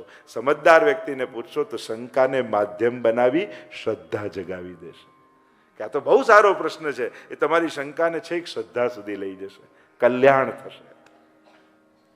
અને એટલા માટે જે ચર્ચા આપણે કરી રહ્યા છે અહીંયા, પ્રશ્નો કર્યા અને કહ્યું કે જે પૂછ્યું એનો તો જવાબ આપજો, જે પૂછવાનું રહી ગયું એ પણ કહેજો ને ગુરુદેવ. એમ થાય કે બધું આપનું મળી જાય, કૃપા મને. અને ભગવાન વિશે જાણે બધું સાંભળી લો. કહ્યું અરે તને ભૂખ તરસ લાગી હશે, કંઈક અન્નજળ તને આપું? કહ્યું નૈષાતિ દુસ્સહા ક્ષુન્મામ ત્યક્તોદમ અપી બાધતે પિબંતમ તન મખાંબોજ અચ્યુતમ હરિકથામૃતમ. અરે આ અચ્યુત એવા પરમાત્માનું જે અમૃત કથાનું પીવું છું ને, પછી ક્યાં લૌકિક તૃષા અને ક્ષુધા. આપણે ત્યાં દિનકરદાસની વાર્તા આવે ને કે મહાપ્રભુજી બિરાજે એના પહેલા પહોંચી જતા કથામાં, અને એકવાર કઈ બાટી બનાવતા તો કાચો લોટ કર્યો ને કહ્યું કે મહાપ્રભુ તો કથા શરૂ કરી દીધી, કાચો લોટ ફાંકીને દોડ્યા. કોઈ કે પેટ તો ભરી લો, તો કે ભોજન તો પછી એ થશે, પણ આત્મા ભૂખી રહી જશે ને તો એને વલ્લભ સિવાય બીજું કોઈ તૃપ્ત નહીં કરી શકે. પેટ ભરવાની તો ઘણી ક્ષણો મળશે, પણ આત્માનું જે રસ પીવાનો સમય મળ્યો છે, મોકો મળ્યો છે, એને જો ચૂકી જઈશ તો જન્મ મરણના ફેરામાં પડી જવું પડશે. મારે તો આત્માનો ઓડકાર વલ્લભની વાણીથી મળે છે, આ તત્પરતા. અને ત્યાં કહ્યું સુતજી બોલ્યા છે એવમ નિશમ્ય ભૃગુનંદન સાધુવાદમ વૈયા સકીસ ભગવાન વિષ્ણુ રાતમ. સાધુવાદ કર્યો છે. જો આજની કથા મારે નંદ મહોત્સવ સુધી લઈ જવી હતી એટલે આગળના શ્લોકો લીધા, કારણ કે આપણો ક્રમ આજે નંદ મહોત્સવ, કાલે ગોવર્ધન યાગ, એટલે કાલે છે ગોવર્ધન યાગ સુધી લઈ જઈશું, પછી રૂક્ષ્મણી વિવાહ સુધી લઈ જઈશું. એમ કરીને કૃષ્ણ ચરિત્ર દશમસ્કંદ આધારે જે શુકદેવજીને પરીક્ષિત મહારાજ પૂછે છે એ તરફ આપણે જઈ રહ્યા છીએ. અને અહીંયા જ્યારે કહ્યું છે કે એ સાધુવાદમ, કહ્યું કે સુતજી વચ્ચે ક્યાંથી આવ્યા? શુકદેવજીને પરીક્ષિતની કથા ચાલે છે. તો કે જ્યારે પરીક્ષિત મહારાજે ભગવાન વિશે પ્રશ્નો પૂછ્યા તો ભગવાન વિશે એક પ્રશ્ન સાંભળતા જ શુકદેવજીની તો સમાધિ લાગી ગઈ, ભગવાનની લીલામાં મગ્ન બની ગયા. ભગવાનને ચિંતા થઈ કે અરે મારી કથા અધૂરી રહી જશે, એટલે ભગવાન હવે શુકદેવજીના હૃદયમાં પ્રવેશ્યા. સ ભગવાન અથ વિષ્ણુ રાતમ. મહાપ્રભુ સુબોધનીમાં અર્થ કરે સ ભગવાનનો કે હવે શુકદેવજી તો સમાધિમાં જતા રહ્યા, હવેની કથા સ્વયં ભગવાન પોતે કહેવાના છે. એટલે દશમસ્કંદના વક્તા શ્રી કૃષ્ણ પોતે છે. અને એટલે ઘણા કે રાધા નામ નથી, રાધા નામ નથી, રાધા નથી. કારણ કૃષ્ણ કથા કરતો હોય તો પોતાના પ્રિયનું નામ કેમ લઈ શકે? જો રાધા નામ લે તો કૃષ્ણની પણ સમાધિ લાગી જાય, અને પછી કથા કહે કોણ? અને એટલા માટે આપણે ત્યાં સ્પષ્ટ રૂપે પણ એક એક શ્લોકમાં જે માધુર્ય છે ને, મિશ્રી પડી હોય જોઈને તમે કહી શકો કે આમ કોઈ વસ્તુ પડી હોય, પેંડો પડ્યો હોય, હવે આ મીઠો છે કે નહીં, ખાંડ છે કે નહીં, જોઈને કહી શકો. અને એનો ઉપાય શું? તો કે મોઢામાં નાખો, મધુરતા લાગે તો કે આ ખાંડ છે. એમ આમાં રાધા છે કે નહીં, રાધા છે કે નહીં, રાધા છે કે નહીં. અરે એક દશમસ્કંદનો શ્લોક ગાઓ, જો મીઠો લાગે તો એ મીઠાશ જ રાધા છે. એ એવી ભળી ગઈ છે કે આંખથી દેખાતી નથી. જેમ દૂધમાં ખાંડ ભળેલી હોય, દેખાય નહીં, પીઓ તો અનુભવાય. એમ રાધા જોવાનો શબ્દ નથી, એ તો મધુરતાને અનુભવવાનું તત્વ છે. એની મીઠાશ રાધા છે. મધુરાધિપતે અખિલમ મધુરમ. તો મધુરાષ્ટકની ટીકામાં જ મધુરાધિપતિ કોણ? મધુરા એટલે કોણ? તો કે મધુરા એટલે રાધા, અને એના અધિપતિ શ્રી કૃષ્ણ અખિલમ મધુરમ છે. તો આ રાધા, એમ તો ઘણી બધી ચર્ચાઓ ને વિસ્તાર છે, એમાં ન જતા સભગવાન. હવે ભગવાન કથા કહેશે. અહીંયા કહેવા લાગ્યા સુખદેવજી, ભૂમિ પર ભાર વધ્યો. વસ્તી વધે એટલે ભાર વધે ના, પાપ વધે તો ભાર વધે. ભાર ભૂમિને પાપનો લાગે છે, એટલે જેટલા પાપ ઓછા થાય એટલા ભૂમિમાં ભાર ઓછો. એટલે ગાયનું રૂપ ધારણ કરી પૃથ્વી ગઈ બ્રહ્માજી પાસે.